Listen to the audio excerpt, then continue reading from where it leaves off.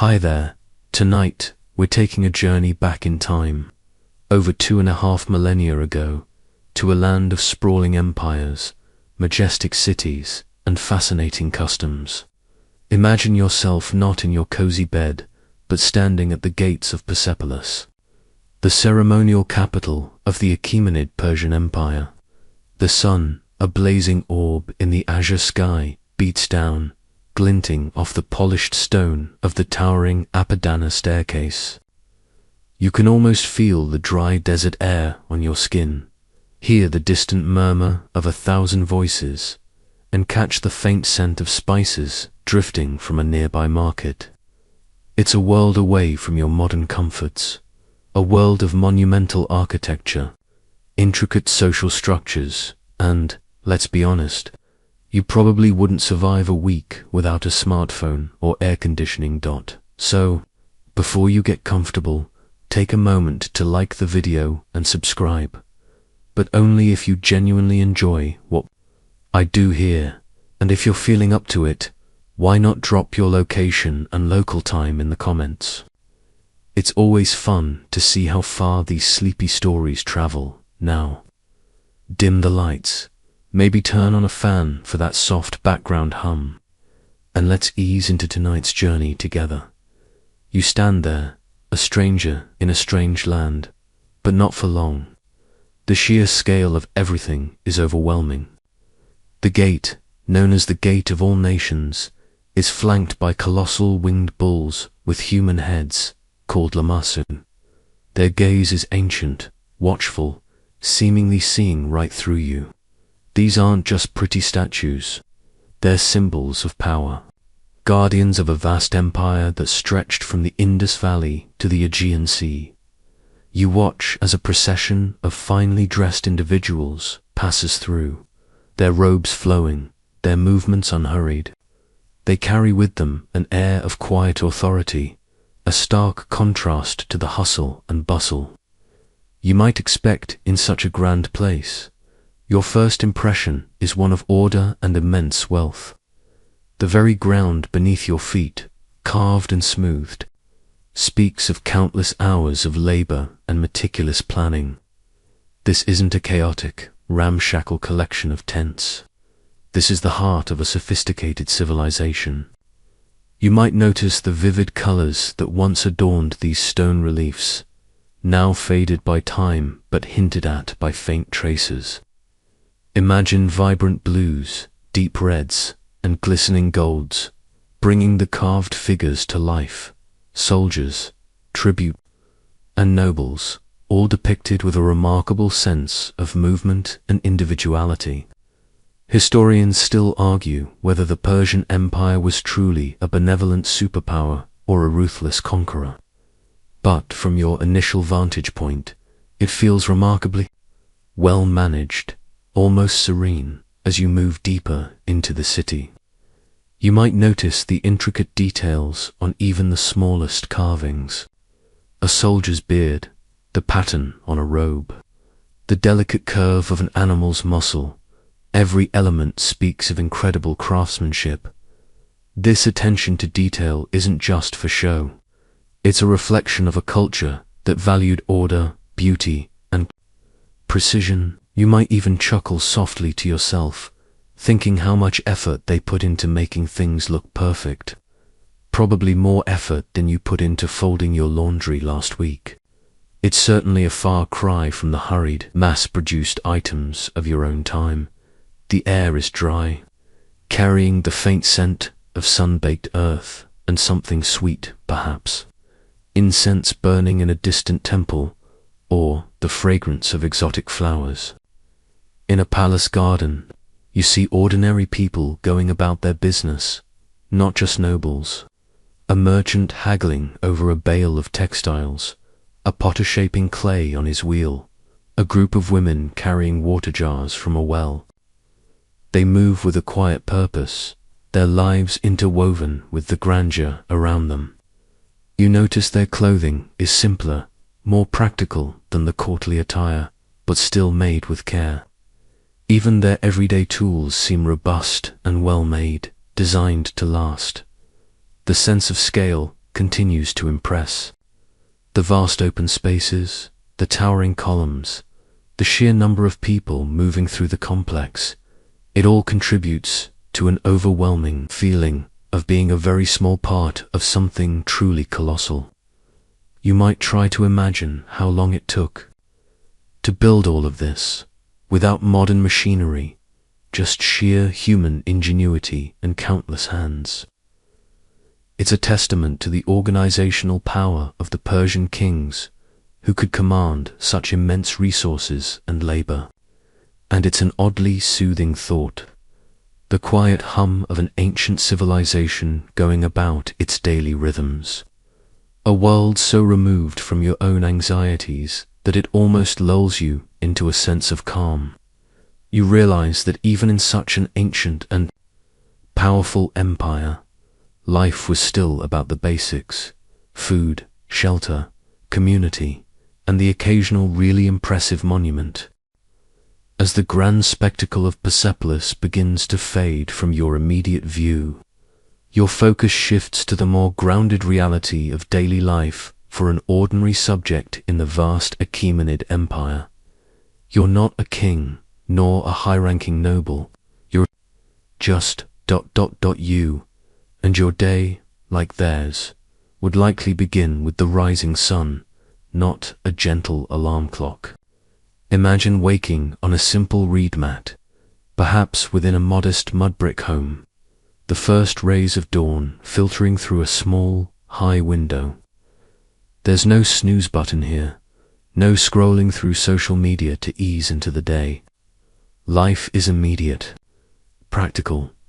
Your first task would be personal hygiene, which, surprisingly, might involve a bit more than you'd expect for the era. While running water systems were elaborate for the elite, even common folk would value cleanliness. You might find yourself splashing cool water from a communal well onto your face, perhaps even using a type of natron, a naturally occurring salt, as an early form of soap or toothpaste. Forget your minty fresh paste. This would be more ... earthy. Then you'd likely don simple, loose-fitting linen or wool garments designed for comfort in the often hot climate. No elaborate fashion decisions to make here, unless you're feeling particularly daring and want to risk a minor scandal by wearing last season's tunic. Breakfast, if you even had a distinct one, would be simple. Perhaps some flatbread, a few dates, or a handful of olives. Forget your avocado toast and artisanal coffee. This is sustenance designed to fuel a day of labor. You'd likely eat with your fingers, perhaps sitting on the floor with your family, the morning quiet broken only by the sounds of the household stirring. It's a far cry from the hurried, multitasking breakfasts of modern life, offering a quiet moment of communal connection before the day truly begins. Historians still argue whether the concept of distinct mealtimes as we understand them truly existed for the common Persian, or if eating was more continuous throughout the day as hunger dictated. Then it's time for work. Unless you're part of the fortunate few who are scribes or artisans working indoors, you're likely heading out to the fields if you're an agricultural laborer. The sun climbs quickly, and you're soon toiling under its relentless gaze, perhaps tending to barley or wheat fields, or caring for grapevines. The work is physical, repetitive, and demanding. You'd feel the ache in your muscles, the dust on your skin, and the sweat trickling down your back. There are no machines to lighten the load, just human strength and simple tools like wooden plows and sickles. You might find yourself wishing for a quick trip to the nearest convenience store for a chilled drink. But alas, only a clay jar of water awaits. If you lived in a town or city, your day might involve working as a craftsman, a potter, a weaver, a metal worker, or perhaps as a merchant in the bustling marketplace. Imagine the cacophony of sounds, the shouts of vendors, the bleating of sheep, the clatter of carts, and the murmur of countless conversations in various languages. The air would be thick with the smells of spices, animals, and perhaps even the lingering aroma of freshly baked bread. You'd navigate narrow, winding streets, avoiding stray animals and fellow pedestrians, your senses constantly engaged. It's a sensory overload compared to your quiet home, but vibrant and alive. Midday might offer a short respite from the most intense heat, a chance to rest in the shade and share a simple meal with fellow workers. This would be a crucial time for social interaction, for gossip, and for sharing news. Much like your modern-day coffee break, just with less caffeine and more dust. The afternoon would then bring more labor, continuing until the sun begins its slow descent. The rhythm of life is dictated by nature, by the sun and the seasons.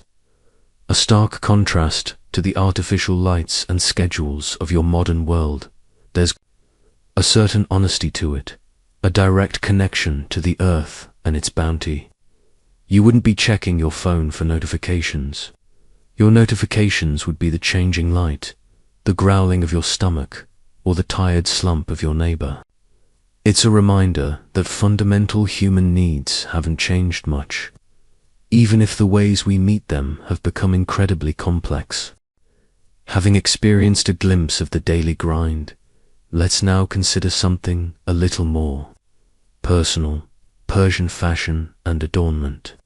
You might imagine ancient people dressed in drab, shapeless sacks, but you'd be delightfully mistaken. The Persians, particularly the Achaemenids, had a keen eye for style, and their clothing was often a vibrant reflection of their status, region, and even their mood. Forget your minimalist wardrobe. This was a world of rich textiles and thoughtful layering. As an ordinary person, your attire would be practical, but not without a certain elegance. You'd likely wear a simple tunic known as a kandis made of linen or wool, often dyed in natural colors like undyed cream, earthy browns, or perhaps a muted blue derived from indigo. This tunic would be long-sleeved and reach to your knees or ankles, providing protection from both the sun and the dust. Over this, you might layer a cloak or a heavier wrap, especially during cooler evenings or if you were traveling. It's a bit like your favorite comfy hoodie, but with significantly more historical gravitas. But here's where it gets interesting: the details. Even a simple tunic might be belted with a woven sash, perhaps in a contrasting color, and you might wear simple leather sandals on your feet. Head coverings were also common, especially for protection from the sun. Men might wear a soft cap, while women often wore veils or scarves draped over their heads, sometimes intricately embroidered. Historians still argue whether the widespread use of veils among women in ancient Persia was primarily for modesty, protection from the elements, or a symbol of status.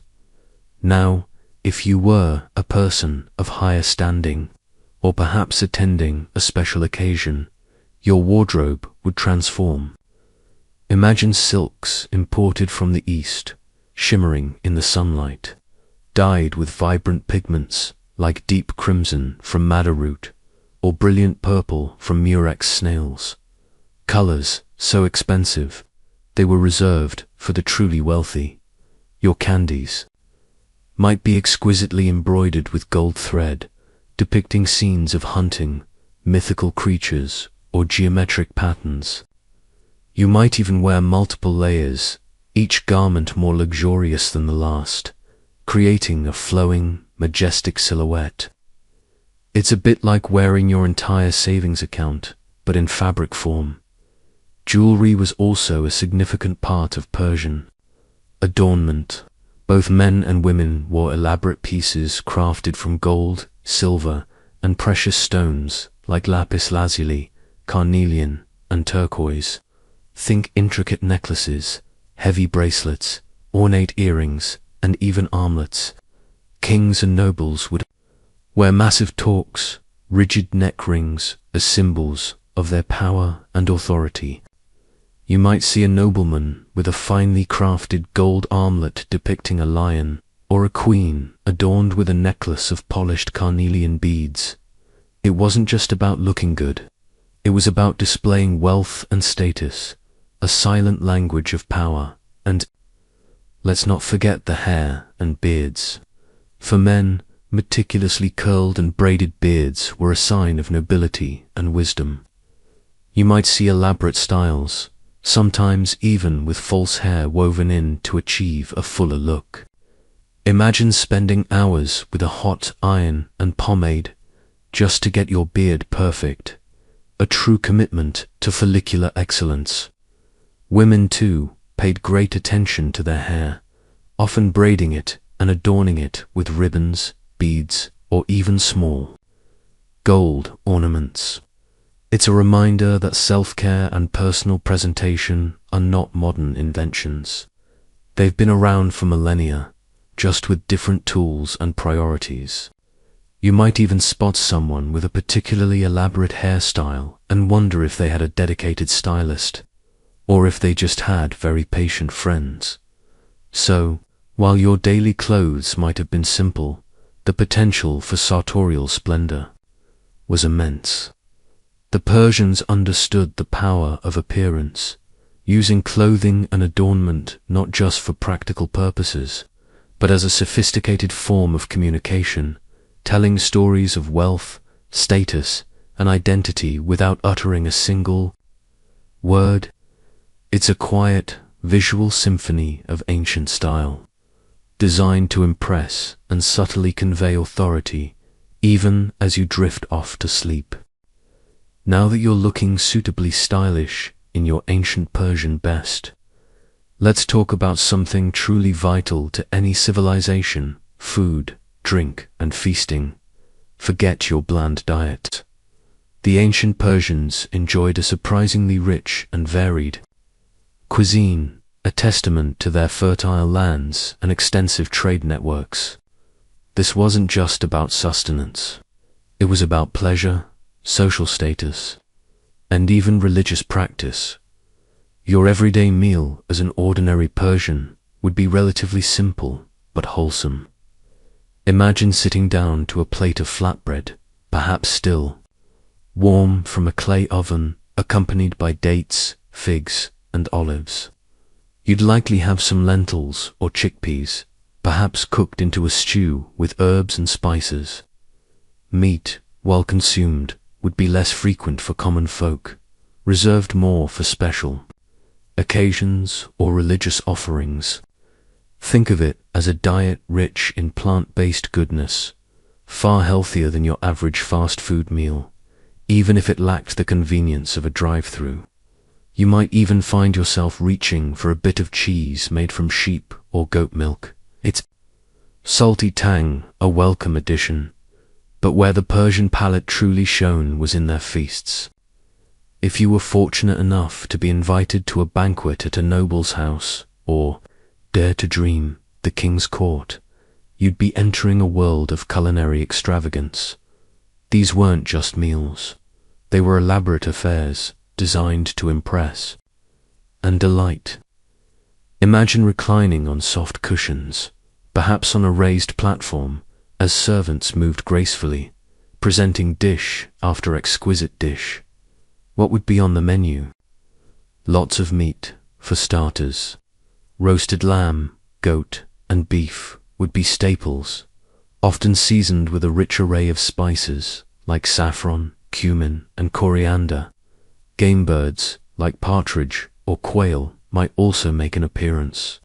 Historians still argue whether the Persians regularly consumed exotic animals like gazelle, or if such tales were largely for show.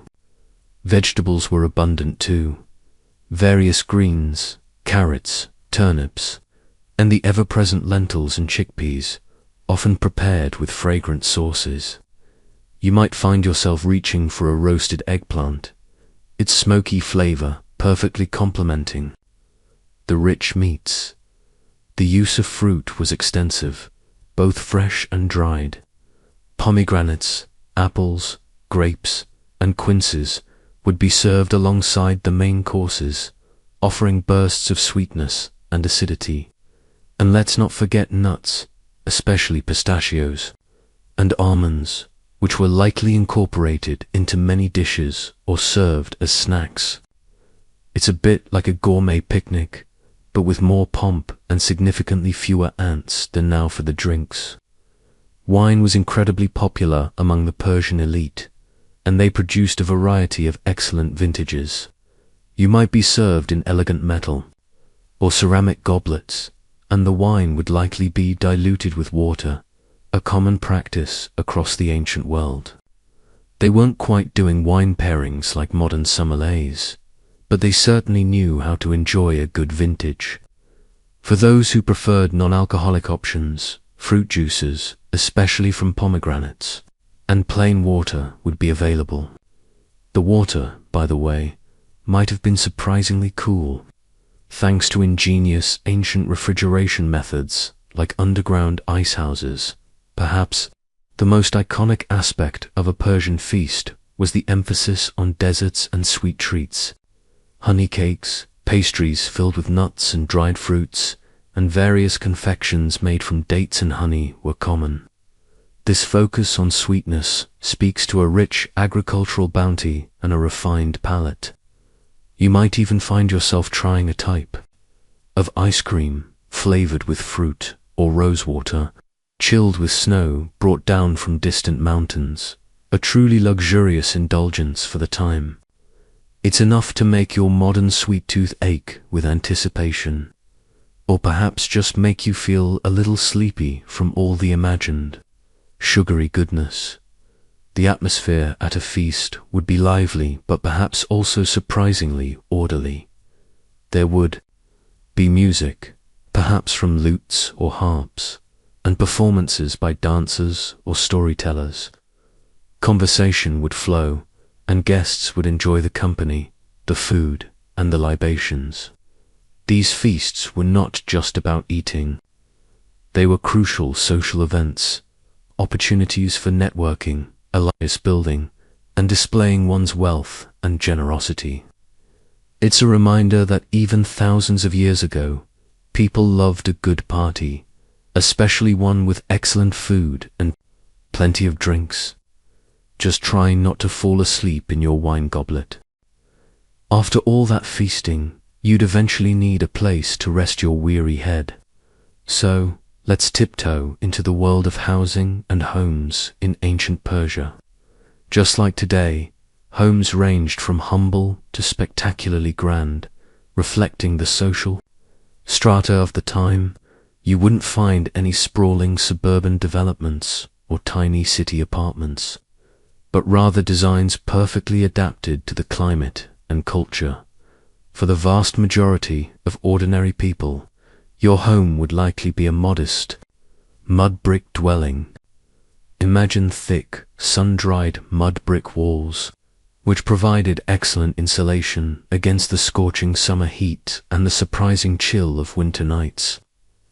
The roof might be flat, made of packed earth and straw, perhaps even used for sleeping on during stifling summer evenings, offering a cool respite under the stars.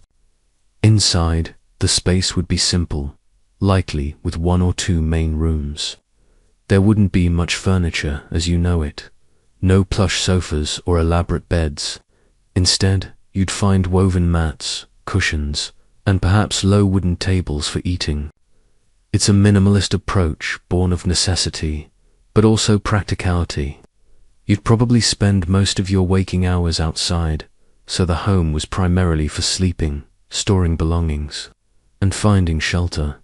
Light would come from small, high windows, sometimes covered with wooden grills to keep out the sun and dust, and to provide privacy. Imagine the soft, diffused light creating a peaceful, almost shadowy interior. Cooking would be done over an open fire or in a simple clay oven, perhaps in a separate courtyard or a dedicated part of the main room. There's no modern plumbing so water would be fetched from a nearby well or public fountain, a daily chore that might make you appreciate your kitchen tap just a little bit more. Historians still debate the exact layout of common homes, as archaeological evidence for them is less preserved than for grander structures. Now, if you were a bit more affluent, perhaps a successful merchant or a minor official, your home would be more spacious and comfortable. You might have several rooms, possibly arranged around a central courtyard. This courtyard would be a vital part of the home, providing a private outdoor space for family activities, cooking, and even a small garden. Imagine a splash of green, perhaps a few fruit trees or fragrant herbs, bringing a touch of nature into your urban dwelling. This design, with rooms opening onto a central courtyard, is incredibly efficient for airflow and providing shade, something the ancient Persians had mastered, but where the real luxury lay was in the palaces and grand estates of the elite. Here, you'd find true architectural marvels. Think sprawling complexes with numerous rooms, vast reception halls, and multiple courtyards, often featuring elaborate water channels and formal gardens. The walls might be adorned with plaster reliefs or colorful frescoes depicting scenes of daily life, hunting, or mythical figures. Floors could be paved with stone or intricate mosaics. Imagine the cool feel of polished stone underfoot, a stark contrast to the dust outside. These grand homes would have dedicated areas for different functions: sleeping quarters, dining rooms, reception halls for guests, and private women's quarters. Ventilation would be achieved through clever architectural features like wind catchers, badges funneling cool air into the building, a truly ancient form of air conditioning that might make you wonder why we don't use them more often today. You might even find yourself admiring the ingenuity, thinking they really thought of everything, except maybe Wi-Fi. Furniture would be more elaborate: carved wooden chests for storage, finely crafted tables, and plenty of plush cushions and carpets for seating and lounging.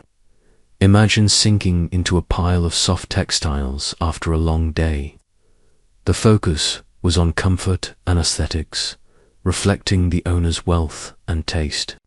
And of course, access to water would be much easier, possibly with private wells or even channels bringing water directly to the estate. Whether humble or grand, these Persian homes were more than just buildings. They were reflections of family, life, social order, and a deep understanding of how to live comfortably within their environment. They weren't filled with the gadgets and conveniences you're used to, but they offered shelter, privacy, and a sense of belonging in a world much grander and perhaps a little more demanding than your own. With a comfortable home to retreat to, let's now consider how these ancient Persians spent their days, focusing on work and occupations. In a vast empire like Achaemenid Persia, the diversity of labor was immense, from the fields to the grandest palaces, each role essential to the functioning of this complex society. You wouldn't find anyone quiet quitting here. Everyone had a part to play. For the overwhelming majority, life revolved around agriculture. If you were a commoner, you would likely be a farmer, tilling the fertile lands of Mesopotamia, the plains of Iran, or the Nile Delta in Egypt, all under Persian rule.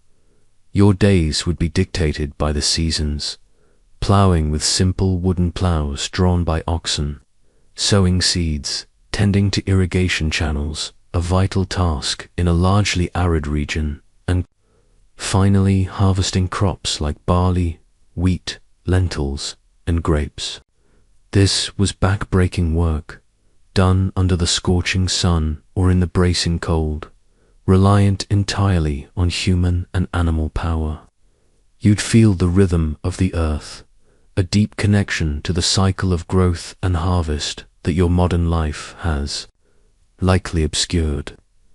Historians still argue about the exact proportion of the population engaged directly in agriculture, but it was undoubtedly the backbone of the empire. Beyond farming, there was a thriving world of craftsmanship.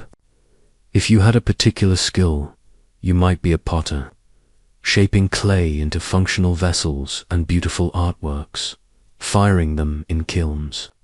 Or perhaps a weaver, creating intricate textiles from wool or linen, or even the prized silks that journeyed along the nascent silk routes. Imagine the rhythmic click-clack of the loom, the scent of dyes, and the satisfaction of watching raw fibers transform into something beautiful and useful. You could be a carpenter, shaping wood for homes, furniture, or tools, or a metal worker, hammering bronze and iron into weapons, implements, or exquisite jewelry. These were not mass-produced goods. Each piece would carry the unique mark of its maker. In the bustling cities, a vibrant merchant class facilitated trade. You might find yourself haggling over prices in a noisy bazaar, buying and selling everything, from spices and perfumes to timber and precious stones. Imagine the hubbub, the exotic scents, the myriad of languages being spoken as goods flowed across the empire. This wasn't just local trade. The Persians were masters of long-distance commerce, connecting east and west. You could also be a scribe, a highly valued and literate individual, meticulously copying texts, keeping records, or drafting official documents. This was a profession of quiet power, requiring immense discipline and a steady hand, far removed from the clamor of the marketplace. You wouldn't be typing frantically, but rather carefully shaping each cuneiform or Aramaic character. Knowing its importance, the vast Persian administration also created numerous roles. You could be a tax collector, a job probably as unpopular then as it is now, ensuring the empire's coffers were filled. Or perhaps a royal guard, disciplined and loyal, protecting the king and his palaces. There were also engineers, overseeing monumental construction projects like irrigation systems or grand palaces, and architects, designing the impressive structures we marvel at today. You might be part of the team building a new section of the royal road, shaping the very infrastructure of the empire with your bare hands. It's a reminder that large-scale projects have always required immense human coordination, and let's not forget the soldiers. While we'll delve deeper into the army later, many able-bodied men would serve, either as full-time professionals or as part-time levies. Their work was to train, march, and, when necessary, fight to defend and expand the empire. It was a life of discipline, danger, and often long periods of boredom punctuated by moments of intense terror. You wouldn't be sitting in an office chair. You'd be carrying a spear and shield, marching for miles under the hot sun. From the farmer, coaxing life from the soil, to the artisan crafting beauty from raw materials. From the merchant connecting distant lands to the scribe preserving knowledge, every occupation played a crucial role. Each person, in their own way, contributed to the colossal engine that was the Achaemenid Persian Empire. It's a testament to human ingenuity and resilience, a world where your daily bread was earned through tangible effort, a concept that might feel strangely soothing in its simplicity. With a full workday behind you, and perhaps a few sore muscles, let's explore the world of education and childhood in ancient Persia. You might imagine a rigid, formal schooling system, but for most children, learning was far more practical and interwoven with daily life. There were no brightly colored playgrounds or interactive whiteboards, But learning was constant. For the vast majority of children, especially in rural areas, childhood was a hands-on apprenticeship. From a very young age, perhaps as young as 5 or 6, you would begin to learn the skills necessary for your future role in the family and community. If you were a boy in a farming family, you'd be out in the fields with your father, learning how to plow, sow, and harvest, how to manage livestock, and how to maintain irrigation channels. You wouldn't be studying algebra. You'd be learning the rhythm of the seasons and the subtle signs of a healthy crop. This practical education ensured continuity of skills from one generation to the next, a deep knowledge passed down through observation and imitation. It's a bit like learning to ride a bike by just getting on and pedaling, rather than reading a manual. If you were a girl, your education would largely center around the domestic sphere. You would learn from your mother and other female relatives how to manage a household, preparing food, weaving textiles, making clothing, caring for younger siblings, and understanding the nuances of herbs for medicine or cooking. This wasn't seen as a lesser education, but as equally vital to the family's well-being and survival. You wouldn't be playing with elaborate toys, but rather helping with daily chores, honing skills that would be indispensable when you eventually ran your own household. Historians still argue about the extent of formal education for girls, but it was certainly less common than for boys, particularly outside the elite. For children of the elite, the sons of nobles, priests, or high-ranking officials, education took a much more formal and structured approach. These boys would often begin their training around the age of 7. Imagine waking before dawn, not for school bus, but for rigorous physical training. They were taught to ride horses with exceptional skill, to handle bows and arrows, and to wield spears. The goal was to produce strong, disciplined warriors and leaders, embodying the Persian ideal of physical prowess. You'd be running, jumping, wrestling, and honing your reflexes. Far from the sedentary life of modern schooling, beyond physical training, these elite boys also received a moral and intellectual education. They were taught the principles of Zoroastrianism, the dominant religion, emphasizing truth, justice, and good deeds. They learned about the history of the empire, the customs of their ancestors, and the importance of loyalty to the king. They would also learn to read and write, often in Aramaic, the lingua franca of the empire, using stylus and clay tablets or papyrus. Imagine painstakingly forming each character, a far slower process than typing on a keyboard, but in a deep appreciation for language and knowledge. You wouldn't be glued to a screen. You'd be glued to a clay tablet. They might also learn arithmetic, some basic astronomy essential for understanding the seasons and time, and the art of eloquent speech. The emphasis was on developing character, truthfulness, courage, self-control, and respect for elders. The famed Greek historian Herodotus noted that Persian boys were taught to ride, to shoot with the bow, and to speak the truth. It sounds simple, but it was a profound educational philosophy aimed at shaping well-rounded citizens and future leaders. You wouldn't be worried about your GPA. You'd be worried about living up to these ancient virtues. Quirky tidbits. Some accounts suggest that elite Persian boys were also taught to endure hunger and thirst, and to brave the elements, further hardening them for military and leadership roles. It's a bit like a survival camp, but with more emphasis on moral fortitude and less on spores. So, while your own childhood might have involved video games and sugary snacks, there's involved rigorous discipline and a deep connection to practical skills and ethical conduct. It was a childhood designed not just for learning, but for becoming a fully contributing member of a complex and demanding society. After exploring the rigors of education and work, let's consider the bedrock of ancient Persian society, family and social bonds.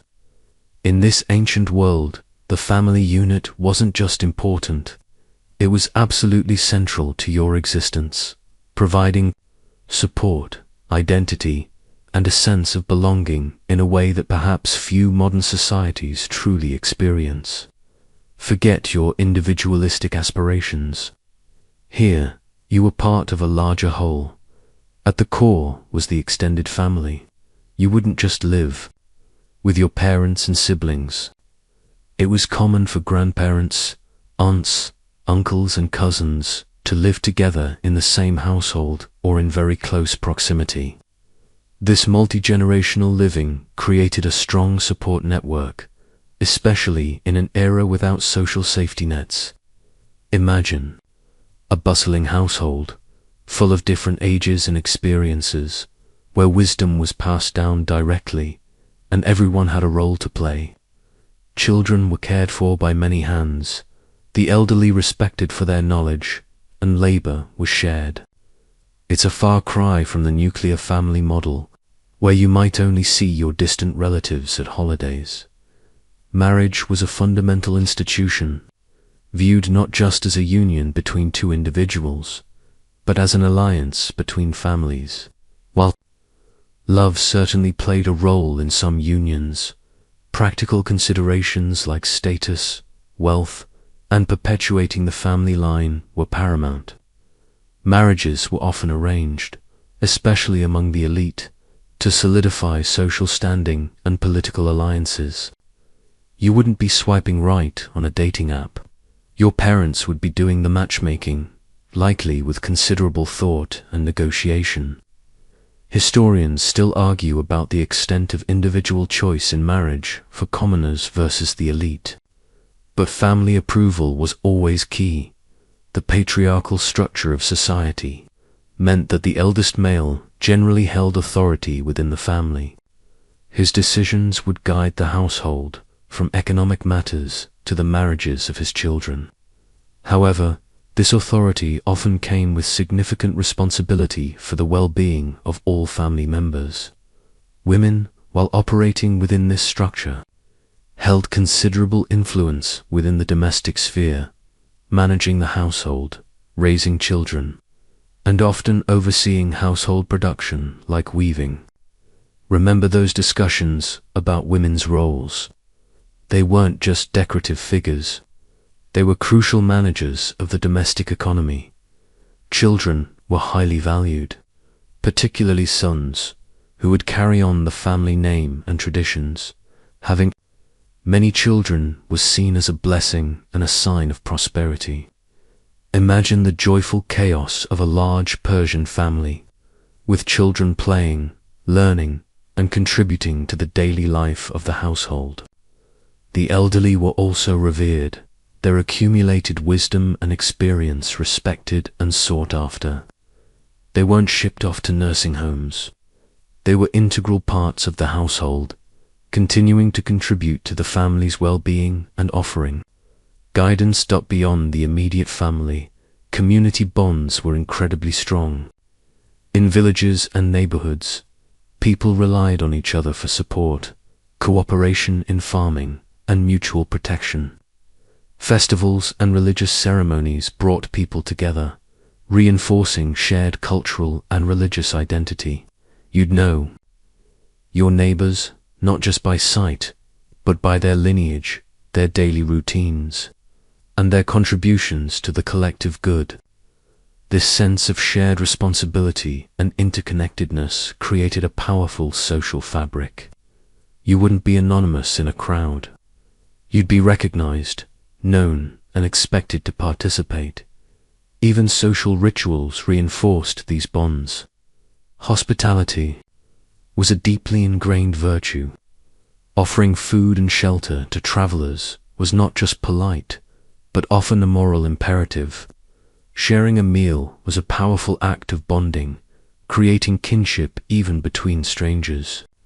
This ancient emphasis on hospitality might make you think twice about complaining about having to host your distant relatives for the holidays. In essence, ancient Persian society was built on a foundation of strong, multi-layered social connections. Your identity was intricately tied to your family and your community, offering a profound sense of belonging and mutual support. It was a world where individual well-being was inextricably linked to the strength of the collective, a soothing thought in its simplicity. Perhaps you might find yourself wishing for a bit of that closeness in your own hurried world. With the family and community as your foundation, let's now turn our attention to one of the most defining aspects of the Achaemenid Empire, the Persian army. This wasn't just any fighting force. It was a vast, disciplined, and remarkably effective military machine, crucial for maintaining control over an empire stretching across 3 continents. You wouldn't be signing up for a short stint. Military service, for many, could be a significant part of their lives. For free Persian men, military service was not just an expectation, but a right and often a point of pride. From a young age, as we touched on in our discussion of education, boys of the elite were trained in horsemanship, archery, and spear throwing. This wasn't just physical education, it was preparing them for their eventual role in the empire's defense and expansion. Imagine spending your youth mastering the bow from horseback, a skill that would make you a formidable warrior, capable of raining arrows down on an enemy while galloping across the plains. The core of the Persian army was its infantry and cavalry. The most famous units were probably the Immortals, an elite corps of 10,000 professional soldiers. They were called Immortals because their number was always maintained at precisely 10,000. If one fell, another immediately took his place, giving the illusion of an unending force. Imagine the psychological impact on an enemy facing a unit that seemed to never diminish. These were highly trained, impeccably equipped soldiers, adorned with elaborate tunics, scale armor, and often carrying wicker shields, short spears, and bows. Historians still argue about the exact composition and duties of the Immortals, whether they were solely a royal guard or also frontline combatants. Beyond the Immortals, the army comprised a diverse array of units drawn from across the empire's vast territories. You would see Medes, Egyptians, Babylonians, Scythians, and various other peoples, each contributing their unique fighting styles and equipment. This multicultural force was both a strength and, at times, a logistical challenge. Imagine the Tower of Babel in military formation, with different languages, customs, and fighting techniques all brought together under one banner. You might find yourself marching alongside someone whose culture was utterly alien to yours, united only by loyalty to the great king. Cavalry was a particularly strong arm of the Persian military. Persian and Median horsemen were renowned for their skill, often employing tactics like feigned retreats to lure enemies into traps, or rapid charges to break enemy lines. The development of chariots, though perhaps less common in later periods, also speaks to their mastery of horse warfare. Imagine the thundering hooves of thousands of horses, a truly terrifying sight for any foe. You wouldn't be stuck in traffic. You'd be riding a horse, probably at breakneck speed. The Persian army was also a logistical marvel, supplying hundreds of thousands of soldiers, often campaigning far from their homelands, required immense organization. This meant intricate supply lines, vast granaries, and detailed planning for water and provisions. Imagine the sheer effort required to feed and equip such a massive force moving across deserts and mountains. It's enough to make your head spin, or perhaps just gently nod off thinking about spreadsheets in ancient times. While the army was formidable, it also adapted to changing circumstances.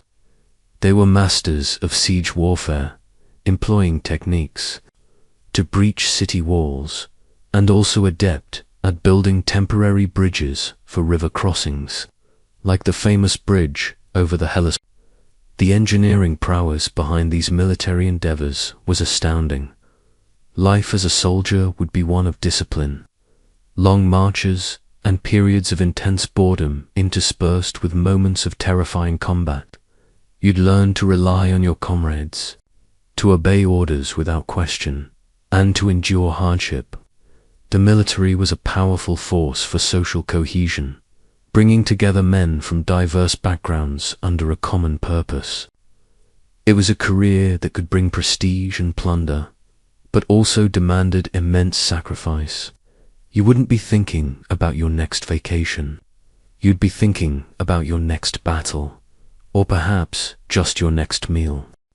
From the discipline of the common soldier, let's ascend to the pinnacle of Persian power and grandeur, royal court life. This was a world of unimaginable luxury, intricate protocol, and subtle power plays, all centered around the figure of the great king. You wouldn't be casually dropping by. An invitation to the court was the ultimate sign of favor, and every movement, every word, was carefully considered. Imagine stepping into one of the king's vast palaces, perhaps at Persepolis, Susa, or Ecbatana. The sheer scale is breathtaking. Colossal columns, often topped with intricate bull or lion capitals, soar towards the ceiling, painted in vibrant colors, now long faded but hinting at their original splendor. The floors might be polished stone or intricate mosaics, reflecting the light from massive windows or skillfully designed openings. You'd feel the cool air, perhaps channeled through ingeniously designed wind catchers, a welcome relief from the outside heat. It's a bit like walking into the grandest hotel lobby you can imagine, but with thousands of years of history emanating from every stone. The atmosphere would be one of hushed reverence, punctuated by the soft rustle of expensive robes and the quiet murmur of voices. You would see a constant stream of officials, nobles, and emissaries from across the empire, all moving with a practiced deference. Everyone has a place, and everyone knows it. The hierarchy is visually apparent in their clothing, their jewelry, and their proximity to the king himself. This isn't a casual gathering. It's a meticulously choreographed ballet of power.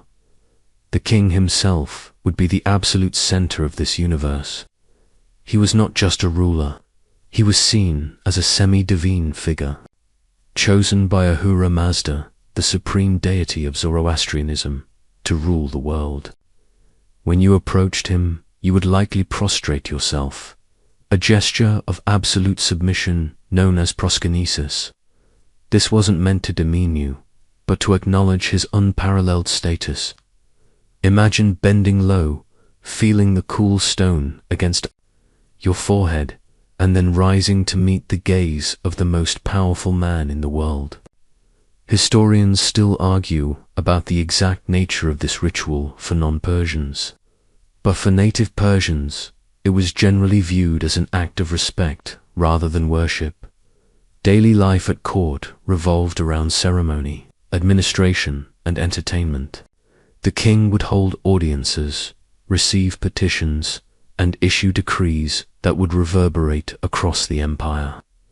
There would be a vast retinue of eunuchs, scribes, bodyguards, and servants, all dedicated to the king's comfort and the smooth running of the palace.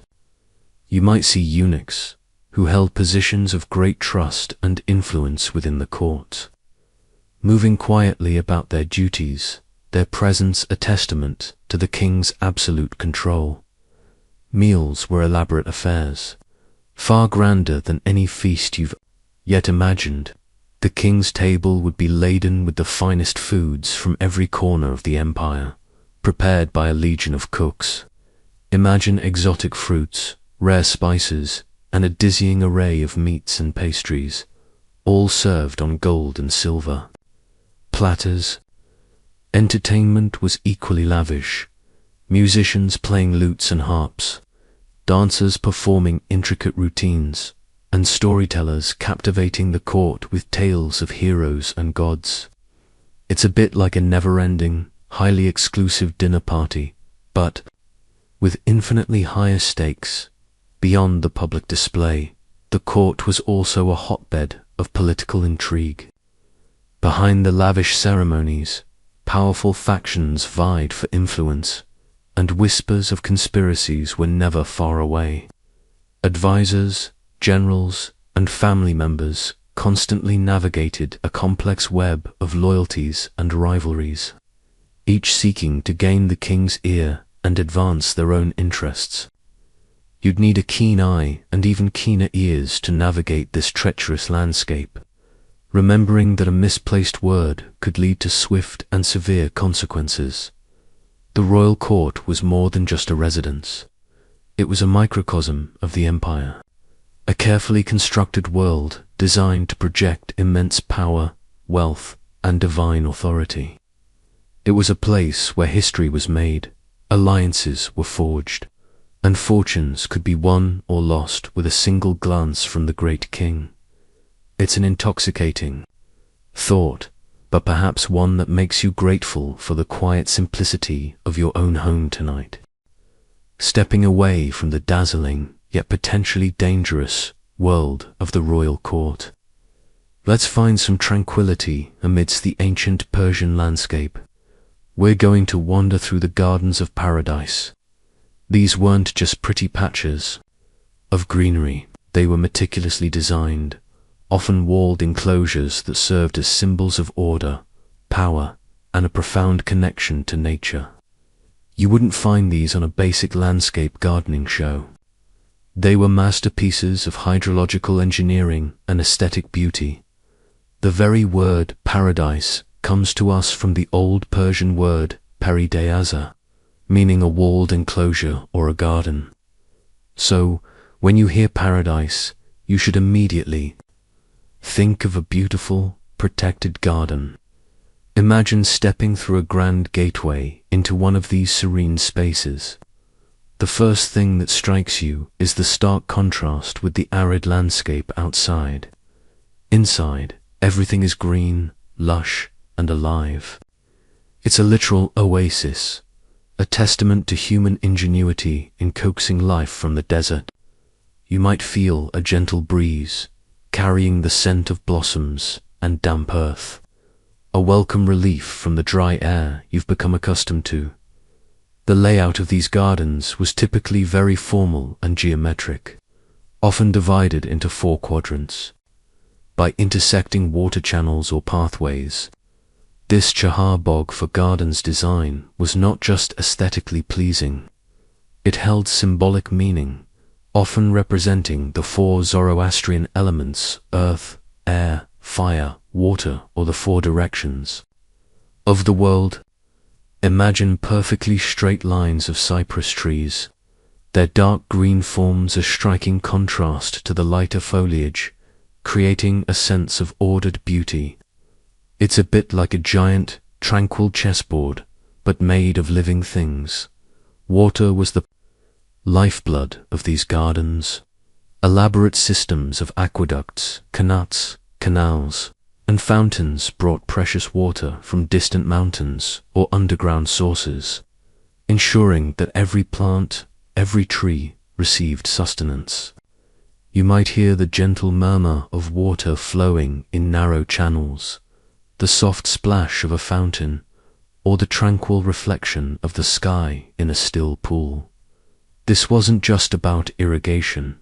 It was about creating a multisensory experience where the sound of water added to the overall sense of peace. You wouldn't be worried about your water bill. You'd be marveling at the sheer effort involved in bringing this liquid gold to life. What would you find growing in a Persian garden? A delightful array of plants, chosen for their beauty, fragrance, and utility. Tall cypress trees were common, symbolizing immortality and eternity. Fruit trees like pomegranates, figs, dates, apples, and quinces would provide shade, beauty, and delicious produce. Fragrant flowers, especially roses and jasmine, would fill the air with their intoxicating scents. Imagine the vibrant colors and rich aromas, a truly sensory feast. You might even spot a small pavilion or kiosk within the garden, a perfect spot for the king or noble to relax, read, or enjoy a quiet meal away from the hustle of the palace. These gardens served multiple purposes. They were places of leisure and contemplation, offering a retreat from the stresses of court life or the heat of the day. They were also symbols of the king's power and ability to control nature, transforming barren land into fertile beauty. Furthermore, they had an economic function, providing fruits, herbs, and even timber.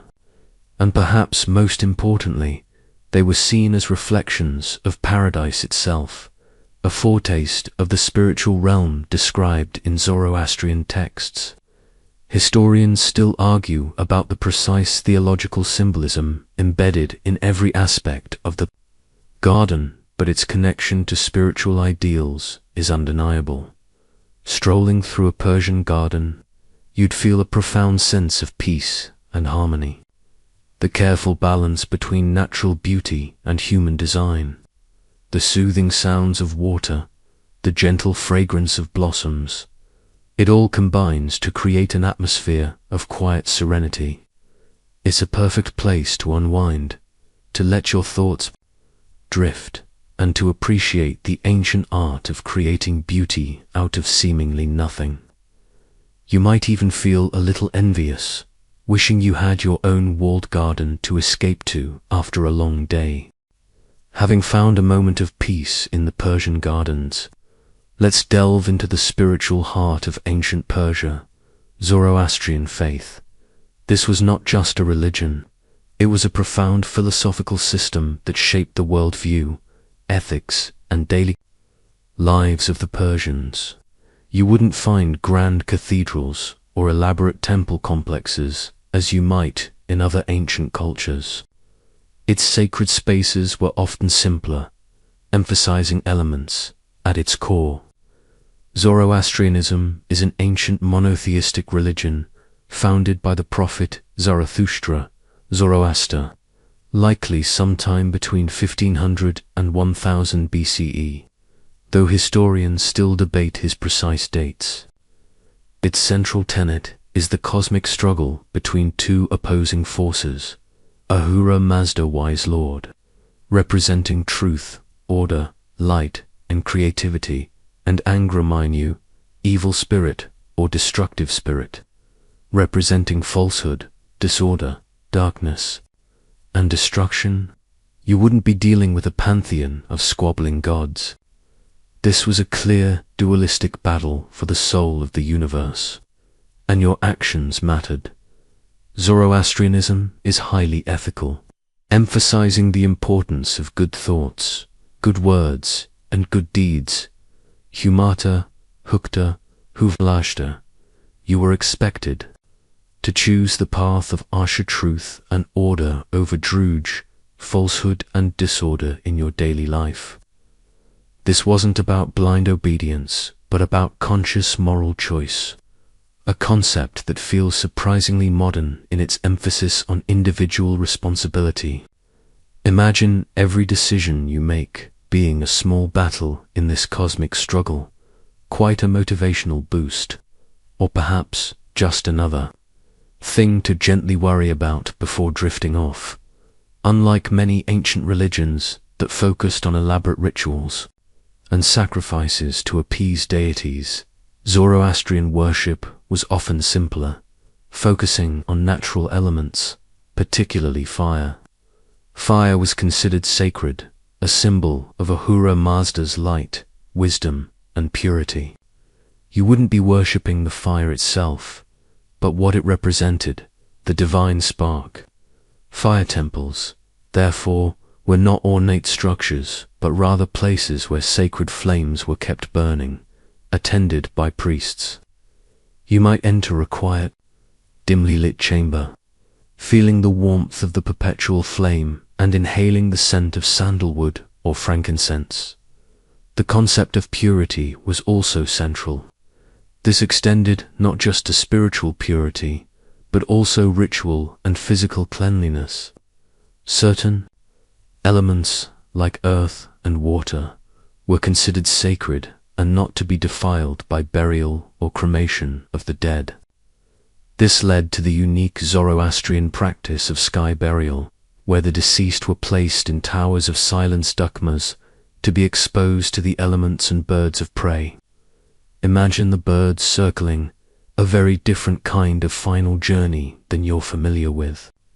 This practice ensured that the earth and fire remained undefiled, a respectful return of the body to the natural world. Zoroastrianism also held beliefs about an afterlife, including a final judgment where each soul would cross the Chinvet bridge, the bridge of the separator. For the righteous, it would widen, leading to the house of song. For the wicked, it would narrow, leading to the house of lies. This belief provided a moral framework and a sense of cosmic justice. You wouldn't be wondering what happens after you log off for good. You'd have a clear spiritual roadmap. The faith also influenced royal ideology. Persian kings, like Cyrus the Great and Darius I, saw themselves as chosen by Ahura Mazda to uphold order and truth in the world. Their inscriptions often invoke Ahura Mazda and emphasize their commitment to justice and righteousness, reinforcing the idea that the empire itself was divinely ordained. This wasn't just political rhetoric. It was deeply embedded in their belief system. While Zoroastrianism remains a living religion today, its influence on ancient Persia was profound, shaping everything from legal codes to personal ethics. It instilled a sense of purpose, a clear moral compass, and a deep respect for the natural world. It's a complex and fascinating spiritual journey, and perhaps one that offers a quiet reflection on the enduring human search for meaning, even as you drift into dreams. Having explored the spiritual landscape, let's now consider the practical framework that held Persian society together, laws and justice. In an empire of such immense size and diversity, a consistent and fair legal system was paramount for maintaining order and preventing chaos. You wouldn't be calling 911. Justice was dispensed through a more ancient and sometimes surprisingly nuanced system. At the apex of the legal system was the great king himself, considered the ultimate source of justice. His word was law, but he was also expected to rule justly, upholding the divine order of Ahura Mazda. Royal decrees and edicts, often inscribed on clay tablets or papyrus in various languages, would be disseminated throughout the empire. Meant that, theoretically, justice was accessible and consistent from Babylon to Bactria. You might find yourself listening intently as a royal decree is read aloud in the town square, understanding its direct impact on your daily life. Below the king, there was a hierarchy of officials and judges. In each satrapy province, the governor would be responsible for administering justice, often with the help of local judges and legal experts. This allowed for a degree of local custom and tradition to be integrated into the broader imperial legal framework, making the system more adaptable. Imagine a local council resolving disputes, with the ultimate authority resting with the distant king. Historians still argue about the precise balance between imperial law and local customary law in different regions of the empire. The Persian legal system was characterized by its emphasis on truthfulness and fairness, reflecting principles. Perjury was considered a grave offense, and judges were expected to be incorruptible. There was a strong belief that justice should prevail, aligning with the cosmic order of Asha. This meant that, in theory, even the humblest subject could seek redress if they felt wronged. You wouldn't be filing a lawsuit online. You'd be presenting your case before an official, hoping for a just outcome. Punishments could be severe, reflecting the harsh realities of the ancient world. For serious crimes like treason, rebellion, or murder, the death penalty was common, sometimes carried out in gruesome ways, though often less so than in some other contemporary empires. For lesser offenses, punishments might include fines, imprisonment, or corporal punishment. However, Persian law also emphasized restitution and compensation, particularly for property crimes. If you stole a neighbor's goat, you might have to return it and pay a fine, rather than simply losing a hand. It's a pragmatic approach, focusing on restoring order. A unique feature of the Persian legal system was the institution of the royal judges. These were high-ranking officials specifically appointed by the king to ensure that justice was administered fairly throughout the empire. They would travel to different regions, hearing appeals and investigating complaints against local officials. Their presence was a check on the power of the satraps and a direct link to the king's justice. Imagine one of these formidable judges arriving in your town, a symbol of the king's long arm of justice reaching even to the most remote corners. You'd certainly want to make sure your affairs were in order. Quirky tidbit: there are accounts of judges being executed for taking bribes, emphasizing the king's commitment to an uncorrupted judiciary. So, no get-out-of-jail-free cards here if you were a crooked judge. The legal system was not just about punishment. It was also about maintaining social order, protecting property, and resolving disputes peacefully.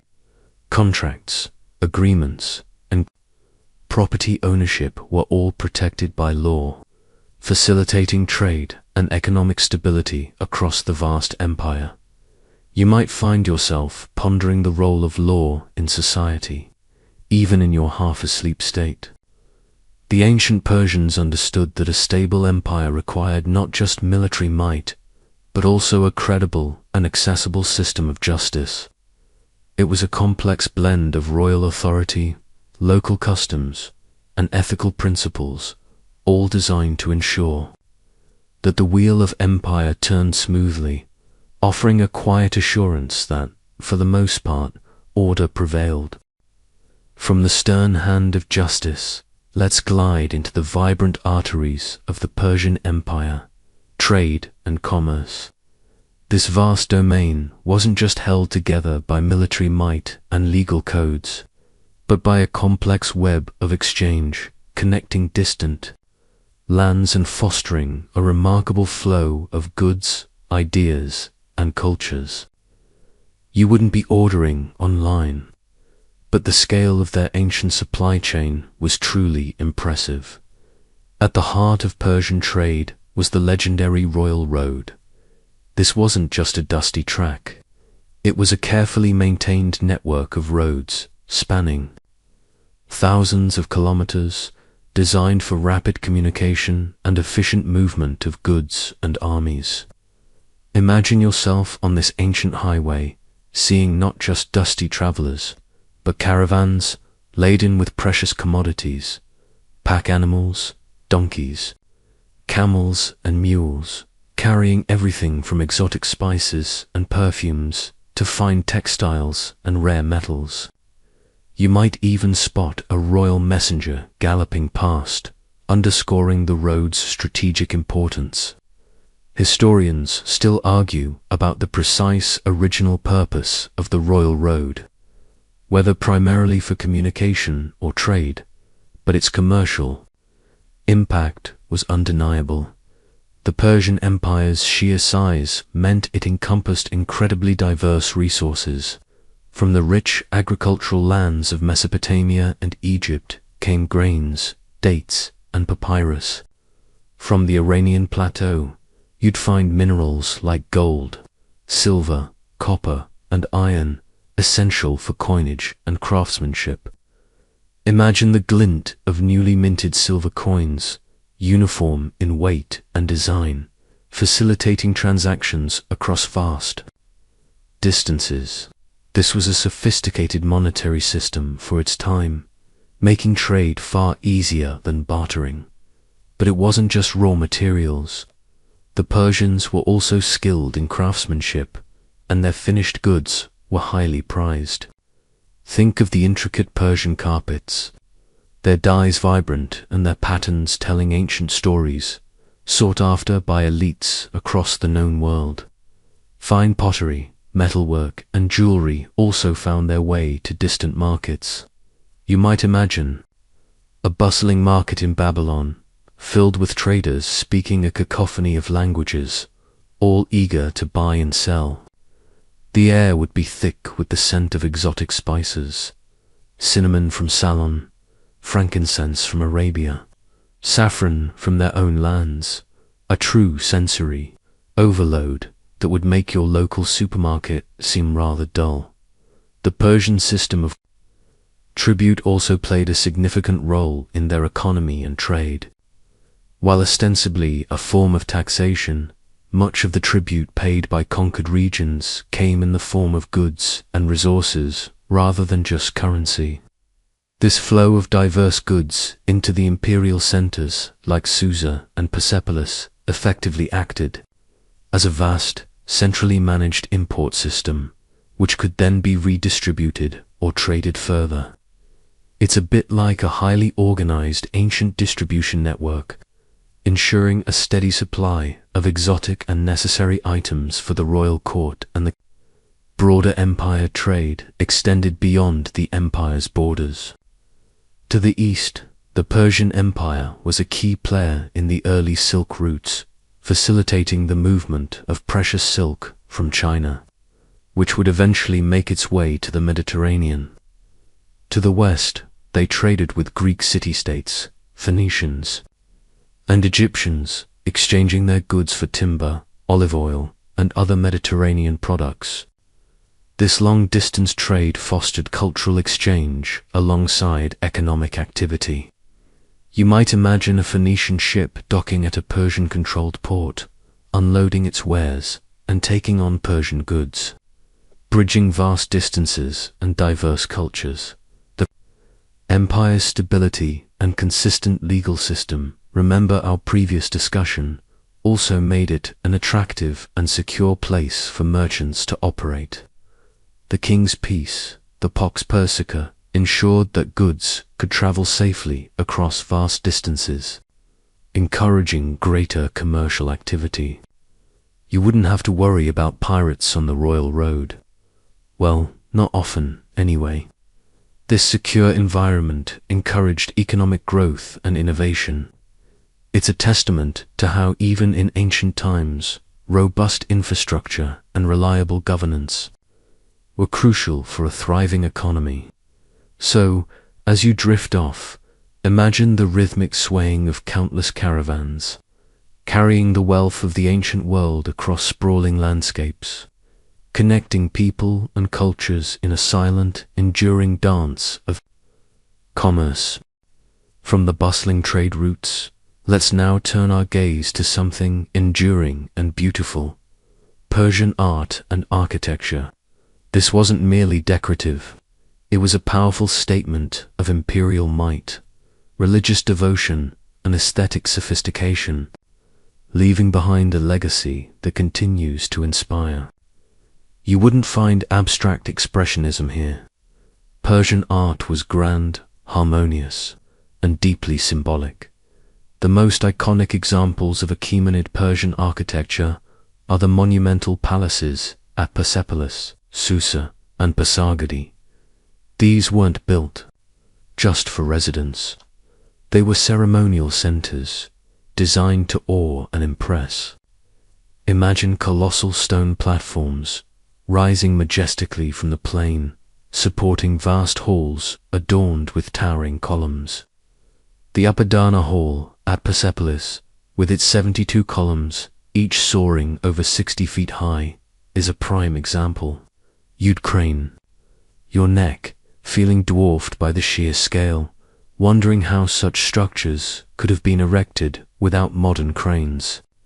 It's a bit like seeing a skyscraper, but knowing it was built with human muscle and ingenuity alone.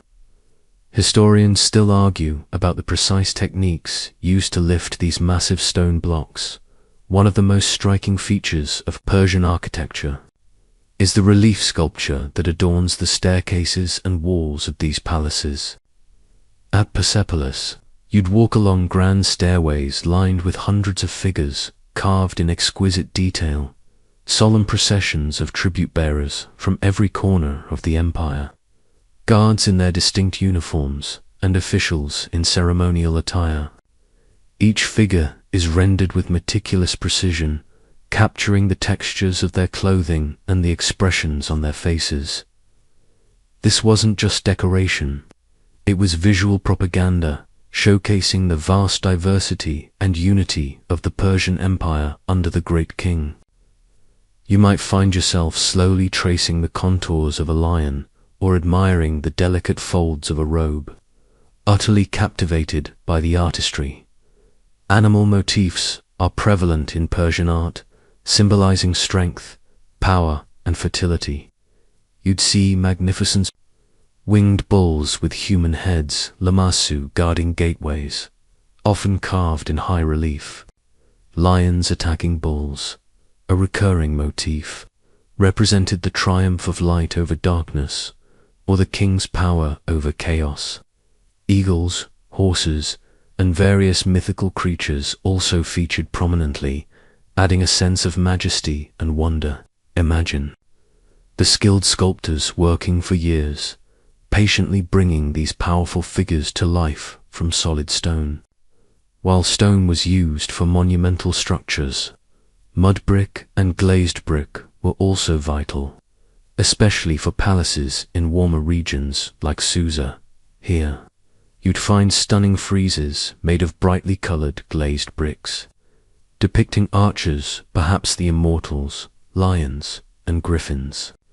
Imagine vibrant blues, yellows, and greens shimmering in the sunlight, bringing life and color to palace walls. This technique allowed for a fluidity of design and color that stone could not always achieve. It's like a giant, ancient mosaic, but made of bricks, each piece carefully placed to form a grand picture.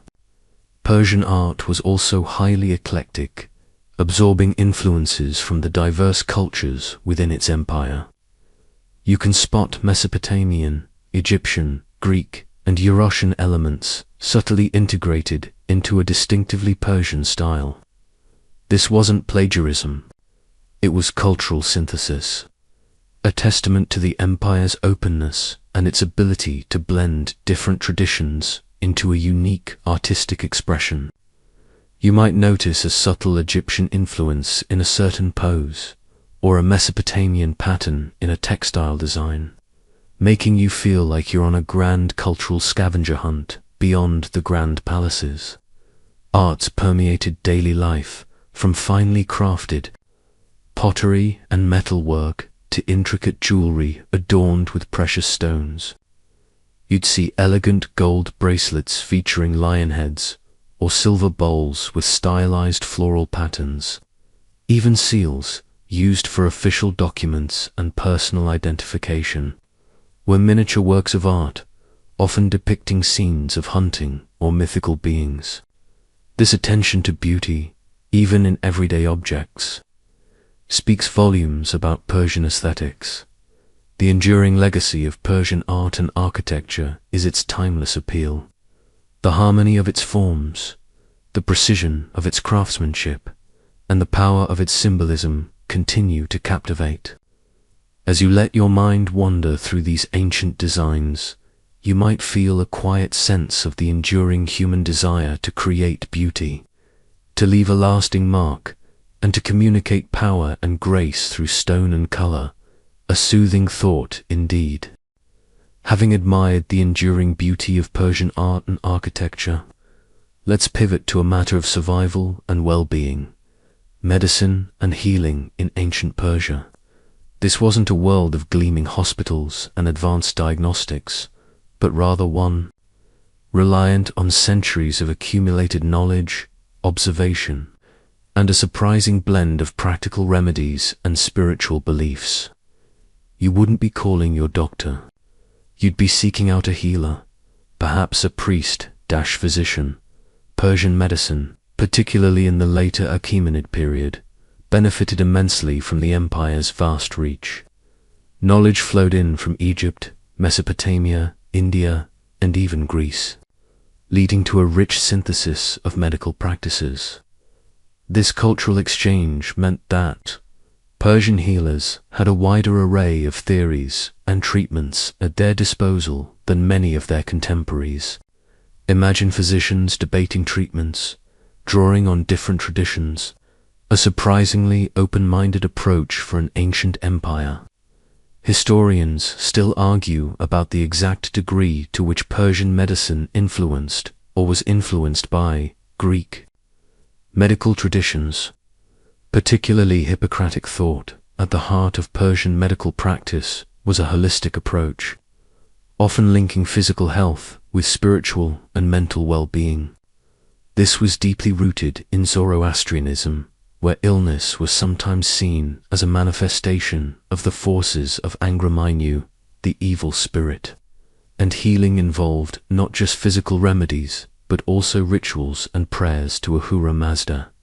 You might find a healer prescribing both an herbal concoction and a specific prayer or purification ritual to drive out the perceived source of affliction. It's a bit like getting a prescription for a pill and a mindfulness exercise, but with more ancient incantations. The Persians had a sophisticated understanding of herbal medicine. They utilized a wide variety of plants, many native to the region, for their medicinal properties. Imagine healers meticulously grinding herbs and roots, preparing poultices, tinctures, and infusions. Opium poppies, cannabis, and various other plants were known for their pain-relieving or sedative qualities, used to alleviate suffering. You wouldn't be popping an ibuprofen. You'd be sipping a brewed herbal remedy, perhaps with a distinctly earthy flavor beyond herbs. Various other treatments were employed. Diet and hygiene were considered crucial for maintaining health. They understood the importance of clean water and proper food preparation, especially for preventing widespread illness.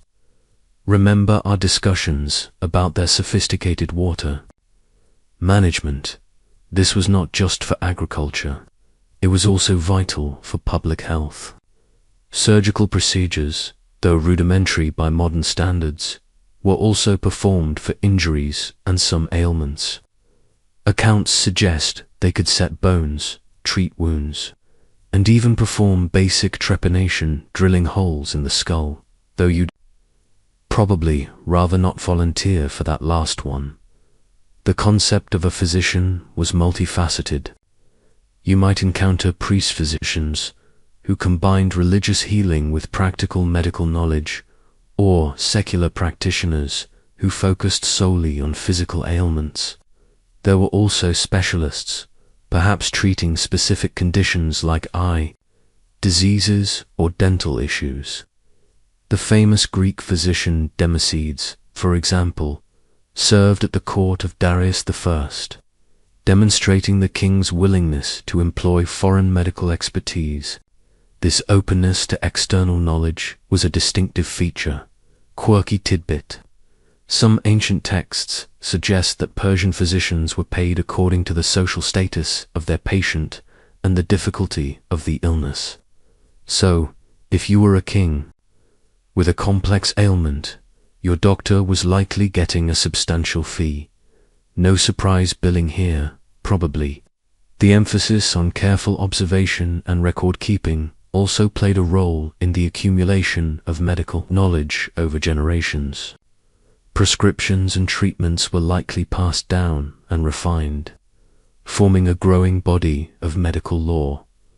Ultimately, ancient Persian medicine was a blend of practical, empirical knowledge, inherited traditions, and spiritual beliefs.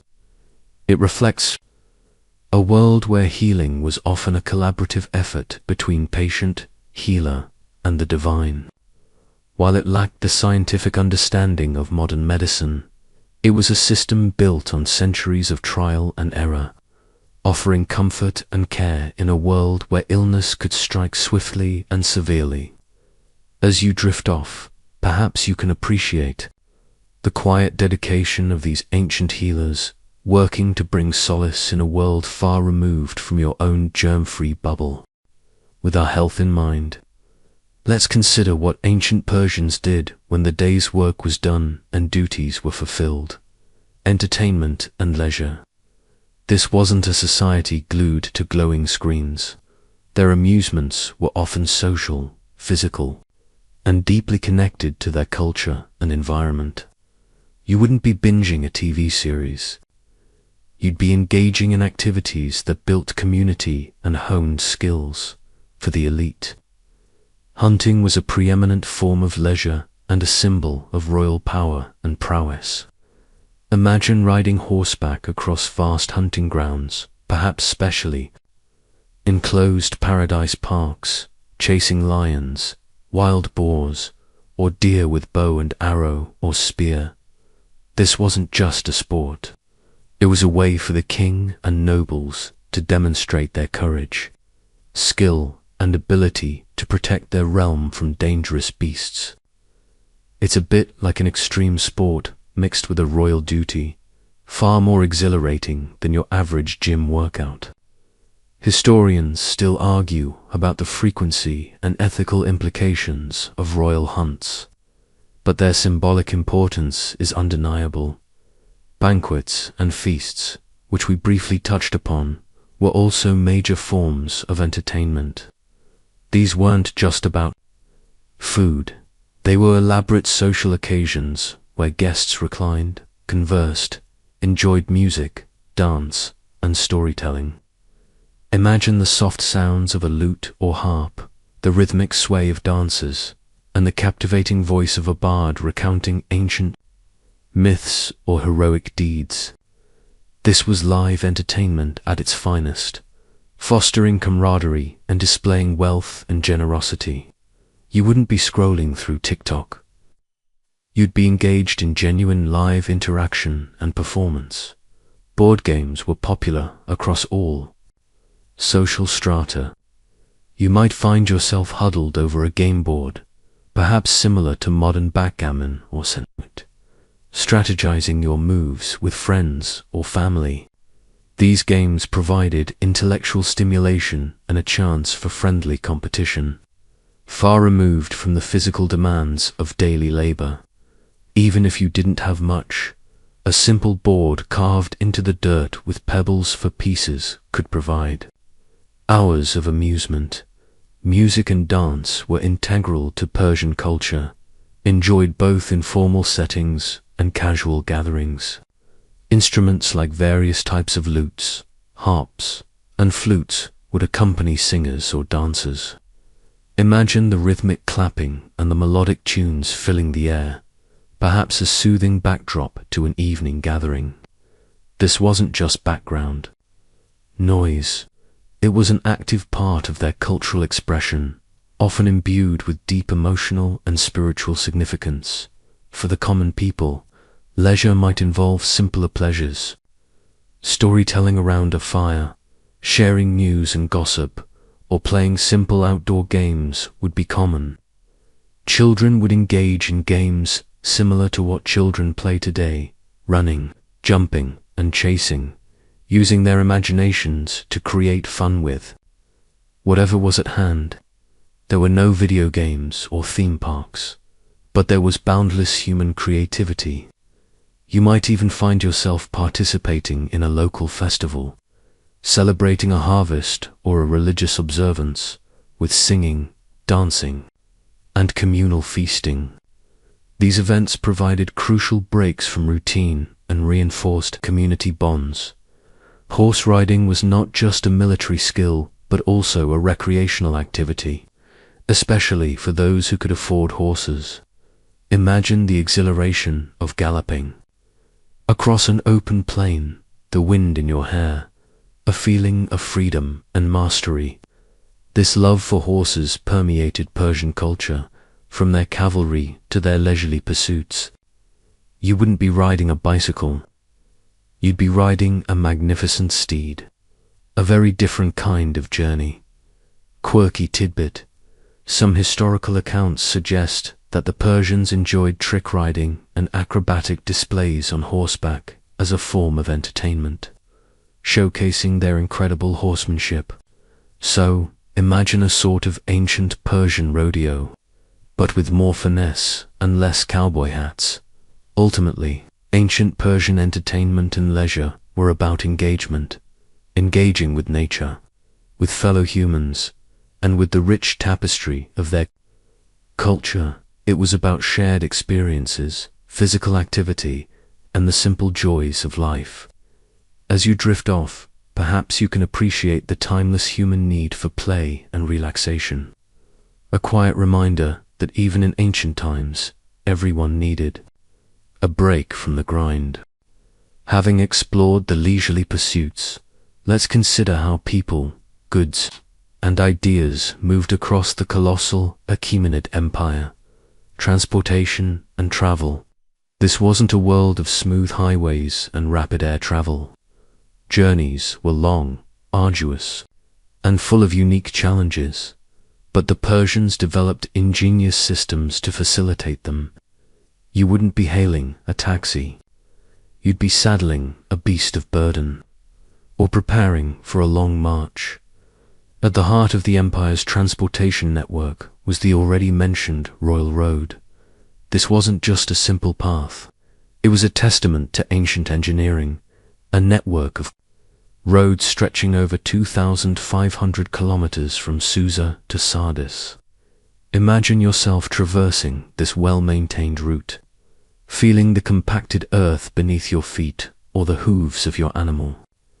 Along its length, there were regularly spaced rest stations, caravanserais, complete with stables, provisions, and fresh horses, allowing for remarkably swift travel for messengers.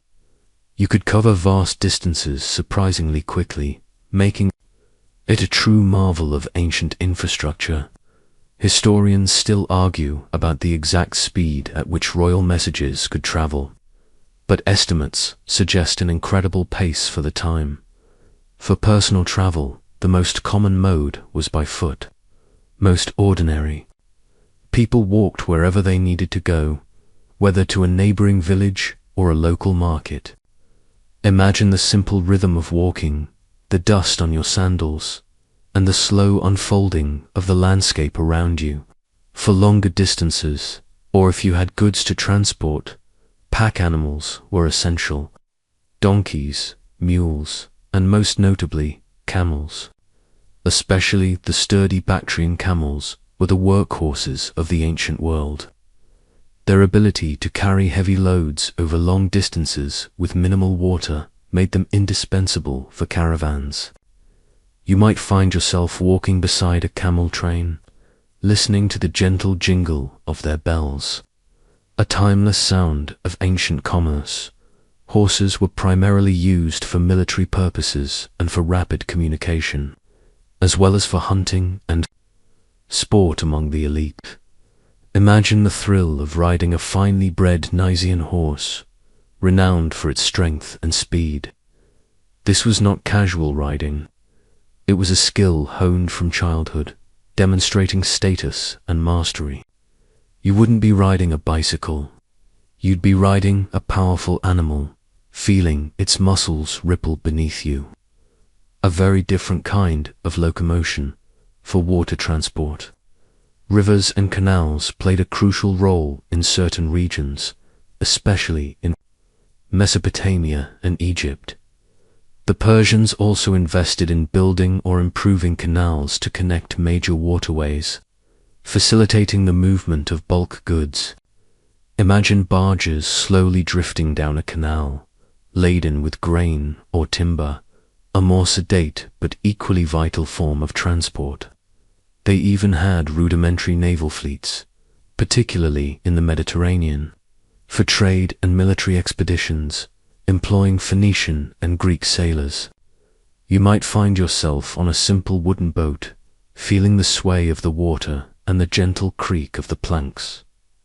Travel in ancient Persia was rarely a solo endeavor. For safety, especially on long routes, people often traveled in caravans. These groups would band together, offering mutual protection against bandits and the harshness of the environment.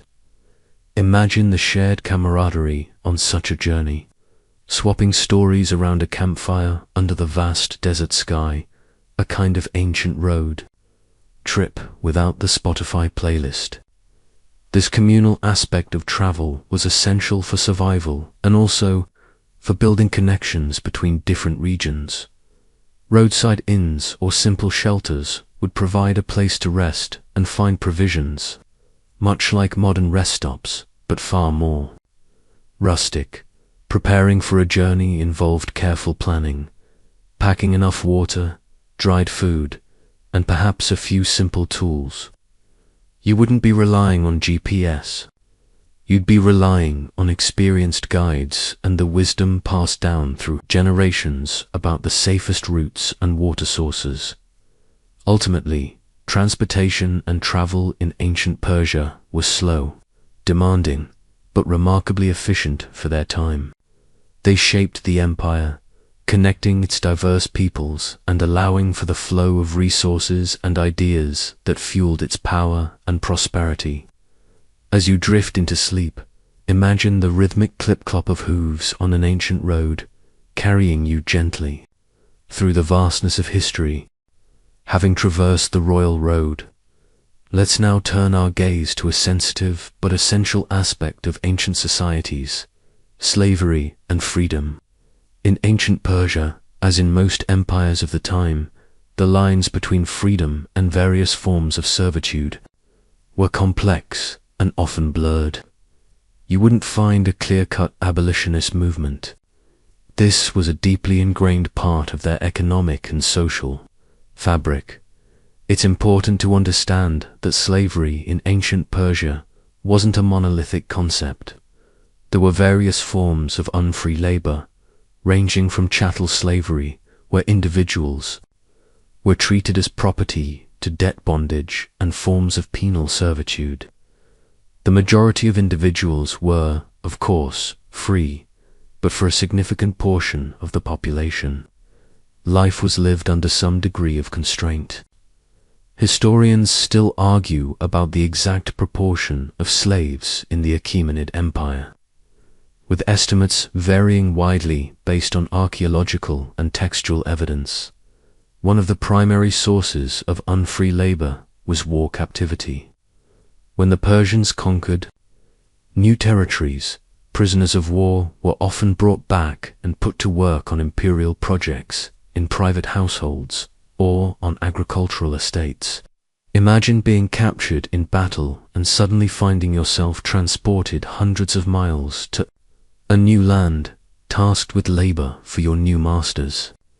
This was a harsh reality of ancient conquest. Debt bondage was another common way people could fall into servitude.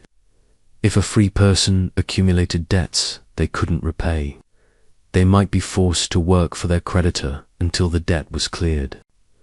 This could be a temporary arrangement, but it often led to long periods of servitude, sometimes even extending to family members.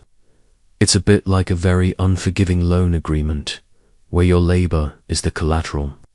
You wouldn't be declaring bankruptcy, you'd be working off your obligations, often under difficult conditions. Then there were those born into servitude. If your parents were unfree, you would likely inherit that status. However, unlike some other ancient societies, there appears to have been more fluidity in Persia. Slaves could sometimes earn their freedom, particularly through loyal service, or by accumulating enough resources to buy their emancipation. They could also own property, engage in business, and even marry free individuals. This meant that while life as an unfree person was undoubtedly hard, there was sometimes a path towards greater autonomy. You wouldn't be stuck forever. There was a glimmer of hope. Where would you find these unfree laborers? They were employed in virtually every sector of the economy. Many worked on royal building projects at places like Persepolis and Susa, hauling massive stones, carving reliefs, and performing countless hours of manual labor under the supervision of overseers. Imagine the sweat and toil involved in constructing those colossal palaces. Others worked in agriculture, tending fields, vineyards, and olive groves for wealthy landowners. You might find them in mines, extracting precious metals, or in workshops, assisting skilled artisans. In wealthier households, domestic slaves performed a variety of tasks, from cooking and cleaning to caring for children and managing household affairs. The treatment of unfree laborers varied widely, depending on their masters and their specific roles. Some were undoubtedly subjected to harsh conditions and cruelty, while others, particularly those in skilled positions or trusted domestic roles, might have experienced relatively better treatment, perhaps even forming close bonds with their owners. The degree of autonomy and the severity of labor conditions could differ significantly. Quirky tidbit: there are administrative tablets from Persepolis that record rations given to various workers, including unfree laborers, indicating a structured system of provisions and, to some extent, recognition of their existence as individuals, even if they weren't fully free. So, even in servitude, there was a certain level of bureaucratic oversight, making you wonder if they also had to fill out ancient timesheets. Ultimately, the institution of unfree labor was a complex and integral part of the Achaemenid Persian Empire's economy and social structure. It provided the immense labor force required for monumental projects and agricultural output, contributing significantly to the empire's wealth and power. It's a somber but important reflection on the diverse human experiences within this vast ancient world, reminding you of the often unseen hands that built its grandeur. After contemplating the sometimes stark realities of labor, let's shift our focus to a fascinating and often misunderstood aspect of ancient Persian society: women's roles. You might imagine a strictly confined existence, but the reality for women in the Achaemenid Empire was surprisingly varied, defying simple stereotypes and revealing a greater degree of agency and influence than often assumed. You wouldn't find them leading armies, but their contributions were vital. For the majority of women in ancient Persia, life revolved around the household and family, which, as we discussed, was the fundamental unit of society. Women were primarily responsible for managing the domestic sphere, raising children, preparing food, and often producing textiles, which were crucial for family clothing and household goods. Imagine the rhythmic sound of a loom as women skillfully wove intricate patterns into wool and linen. This wasn't just domestic drudgery. It was essential economic production, contributing directly to the family's wealth and well-being. Their role as managers of the household economy gave them significant practical authority within their own domains. However, the evidence suggests that women's activities extended beyond the immediate home. Administrative tablets from Persepolis, for example, reveal that women, including royal women and common laborers, participated in the workforce outside the home. They received wages, sometimes in silver and sometimes in rations, for various types of labor. You might find women working in textile workshops, processing agricultural produce, or even supervising groups of other laborers. This indicates a much more active and visible economic role for women than in some other ancient societies. Imagine women walking to work in the morning, just as men did, contributing to the broader economy of the empire. Historians still argue about the precise social implications of these administrative records, but they undeniably show women's active involvement in the economy. Royal women, in particular, held considerable power and influence.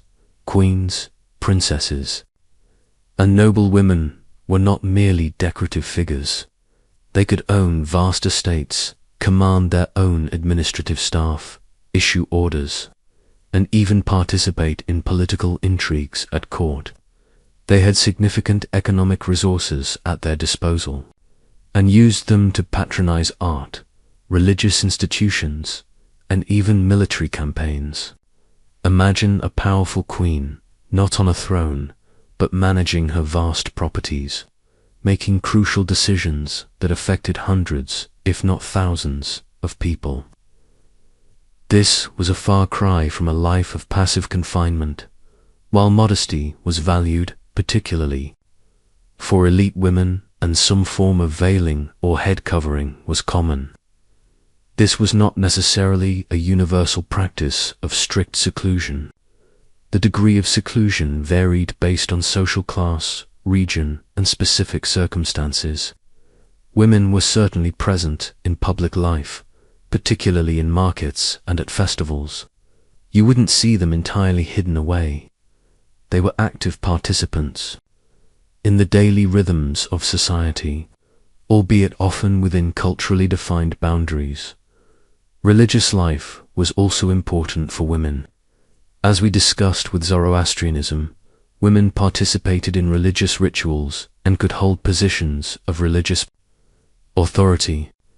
In some cults, female deities or figures were revered, and women played roles in their worship. This provided another avenue for public participation and influence.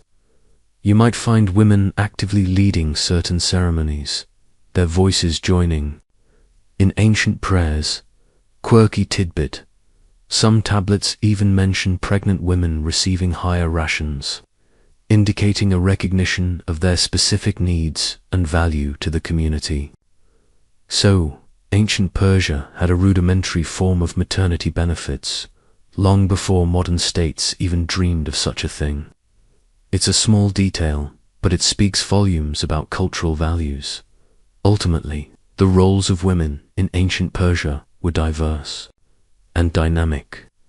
While patriarchal structures certainly existed, women were not simply confined to the domestic sphere. They were active participants in the economy, held significant influence in their households, and, particularly among the elite, could wield considerable power and wealth. It's a nuanced picture, challenging simplistic notions of ancient gender roles and revealing a society where women played vital and often surprising parts, adding another layer of quiet complexity to your understanding of this ancient world. From the diverse lives of Persian women, let's now appreciate one of the true engineering marvels that bound the Achaemenid Empire together: the royal roads and messaging system. This wasn't just a simple path, but a sophisticated network, designed for rapid communication and logistical efficiency, allowing the great king's word to travel swiftly across his vast domain. You wouldn't be sending an email, you'd be relying on incredibly fast ancient postal service. We briefly touched on the royal road when discussing trade, but its primary purpose was actually for royal communication. Imagine a vast network of well-maintained highways stretching thousands of kilometers, connecting the major administrative centers like Susa, Persepolis, and Sardis. These roads were remarkably engineered for their time, often paved in crucial sections and equipped with bridges over rivers. You'd feel the evenness of the path beneath your feet, a testament to the immense labor invested in its construction and upkeep. Historians still argue whether the entire length of the royal road was paved, or only key segments, but its functionality was undeniable. The genius of the system lay in the establishment of regularly spaced post stations known as piers. Along the road, these stations, typically located every 20 to 30 kilometers, about a day's march, served as crucial hubs. Each station maintained fresh horses and a corps of dedicated royal messengers. Imagine galloping into a station, exhausted from your ride, and seeing a fresh horse already saddled and waiting, ready to take the urgent message to the next station. This system allowed for astonishingly rapid transmission of news, orders, and intelligence. Herodotus famously described this system, saying, "Neither snow, nor rain, nor heat, nor gloom of night stays these couriers from the swift completion of their appointed rounds." A phrase that still echoes today. This rapid communication was absolutely vital for governing such a sprawling empire. The great king in Susa could issue an order, and within days or weeks, it could reach the furthest corners of his domain. Imagine the intelligence flowing back to him. Reports from satraps, news of rebellions, updates on border skirmishes, allowing him to make timely decisions. This wasn't just about sending letters. It was about maintaining control, projecting authority, and reacting quickly to events across 3 continents. You wouldn't be checking your news feed. You'd be waiting for the arrival of a sweating, dust-caked messenger, carrying critical information. The messengers themselves were highly trained and disciplined. They were chosen for their endurance, riding skills, and reliability. Their lives were undoubtedly tough, spending countless hours in the saddle, braving the elements and potential dangers like bandits. But their role was immensely important, carrying the very words of the king. You might imagine them riding day and night, changing horses at each station, a blur of motion across the ancient landscape. Beyond official communications, the royal road also facilitated the movement of military forces, tribute, and trade, as we discussed earlier. It was a multi-purpose artery that pumped lifeblood throughout the empire. The existence of inns and caravanserais along the route, offering food and shelter, made travel safer and more manageable for all. It truly was a comprehensive infrastructure project, far ahead of its time. Quirky tidbit: there's a theory that that system of royal messengers was so effective that it could deliver a message from Sardis, in modern-day Turkey, to Susa in modern-day Iran in about 7 days. That's an average speed of over 200 kilometers per day, which is absolutely astounding for ancient times, and would put many modern postal services to shame, assuming no traffic jams of camels. Ultimately, the royal road and its associated messaging system were central to the administrative genius of the Achaemenid Empire. They were not just physical pathways, but vital conduits of power and information, allowing the great king to remain truly great across such an immense territory. As you drift off, imagine the quiet thud of hooves receding into the distance, carrying whispers of history across vast, ancient lands. From the swift flow of information along the royal road, let's now consider another remarkable aspect of Persian ingenuity, one that literally brought life to the arid landscape: water management. In a region often characterized by its dryness, the ability to harness and distribute water was not just a convenience, but a profound act of survival, supporting vast populations and lush gardens. you wouldn't be turning on a tap. You'd be marveling at ancient hydraulic engineering, the most iconic and ingenious system of water management in ancient Persia was the qanot or karez. These were sophisticated underground aqueducts, essentially gently sloping tunnels dug into hillsides, designed to tap into groundwater sources and channel water to distant plains, villages, and cities. Imagine the immense human effort involved, excavating hundreds of meters, sometimes kilometers, of underground tunnels, often with vertical access shafts like wells dug at intervals to remove spoil and provide ventilation. It's like building an underground river entirely by hand, just to get water where it's needed. Historians still argue about the precise origins of qanots, but they reached their peak of sophistication and widespread use under the Achaemenids. The genius of the qanot system lay in its simplicity and sustainability. Once constructed, gravity did all the work, delivering a continuous supply of cool, clean water without the need for pumps or complex machinery. This meant less water loss from evaporation in the scorching sun and a more reliable supply than surface rivers or rainfall. You'd feel the cool air rising from the qanot shafts, a refreshing contrast to the outside heat, and hear the gentle murmur of unseen water flowing beneath the earth. It's a wonderfully tranquil thought, this silent, subterranean river bringing life to the surface. Qanots were essential for agriculture, transforming barren land into fertile fields capable of growing wheat, barley, grapes, and various fruits. Without them, many of the empire's most productive agricultural regions simply would not have existed.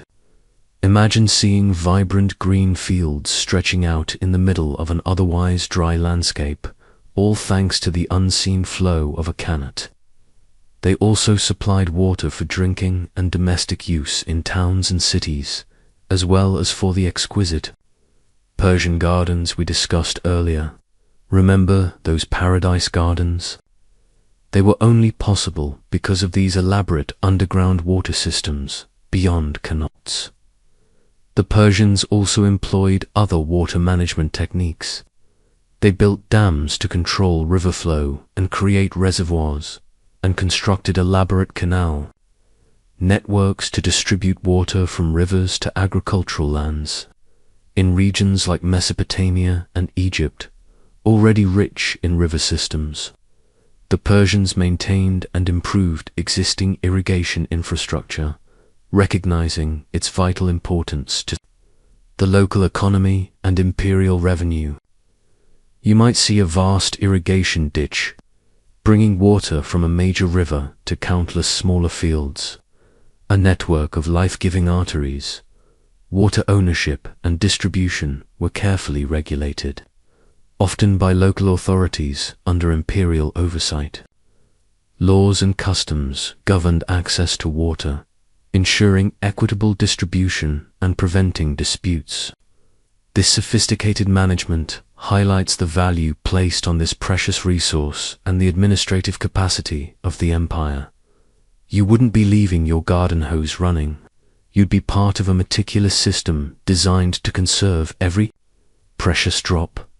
Quirky tidbit: some qanots were so long that they stretched for tens of kilometers, with shafts dug at precise intervals, requiring incredibly accurate surveying skills that would impress even modern engineers. Imagine ancient workers digging straight for miles, completely underground, relying on slope and intuition. It truly is a testament to their engineering prowess.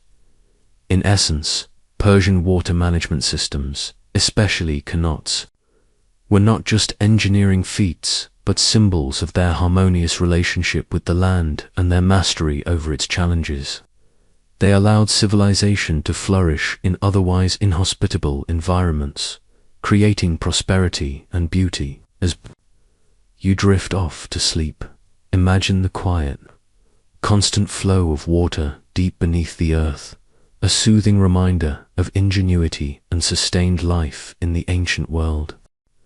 With the life-giving water systems now understood, let's turn our attention to the sustenance they provided, agriculture and crops.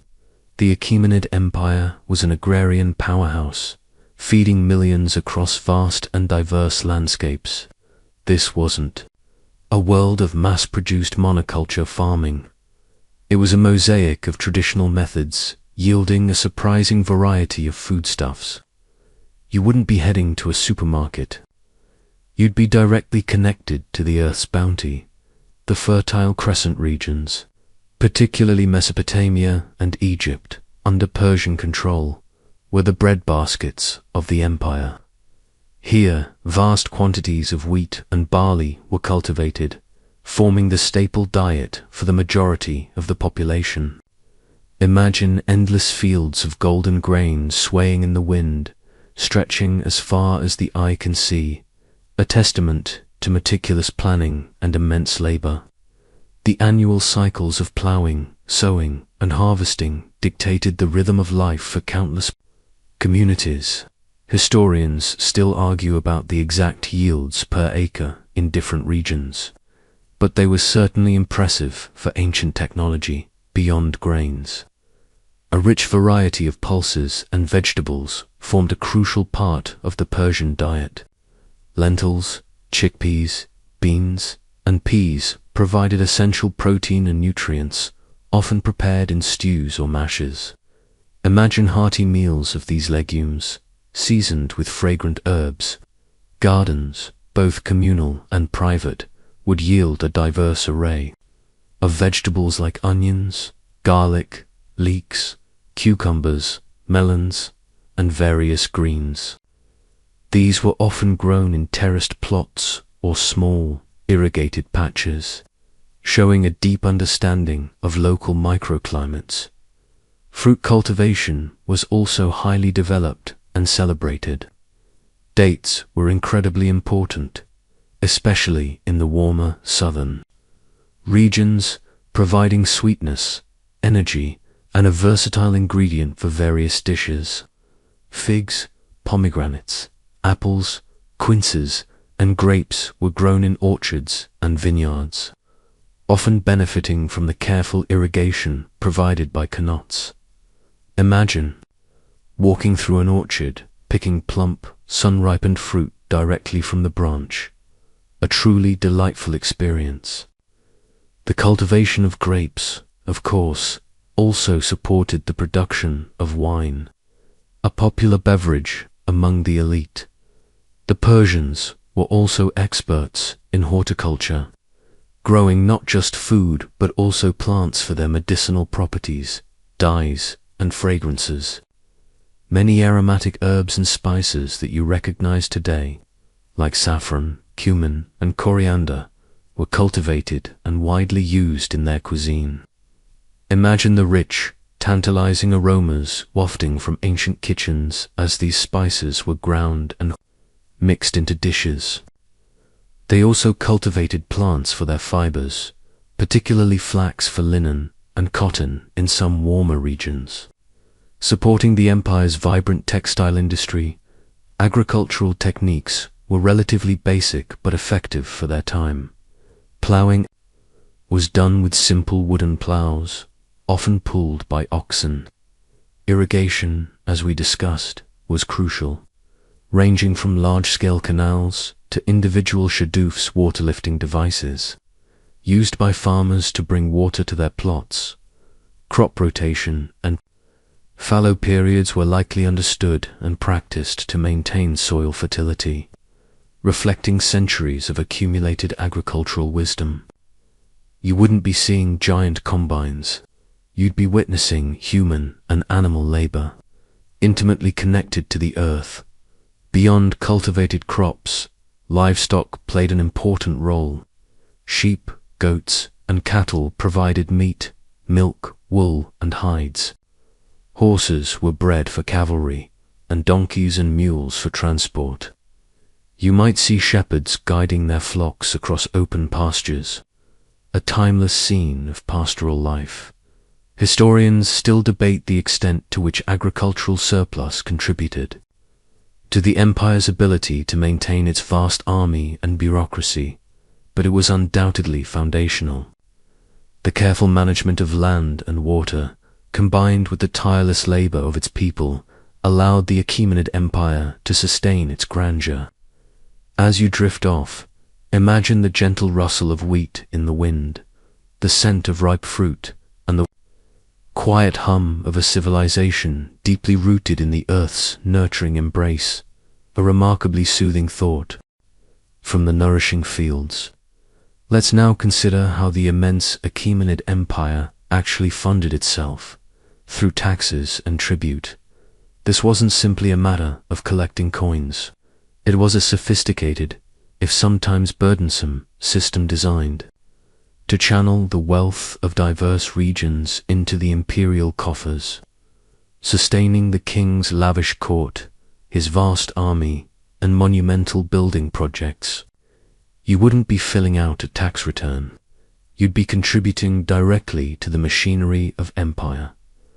Prior to Darius the First's reforms, the system of imperial revenue was somewhat ad hoc, often relying on gifts and irregular levies.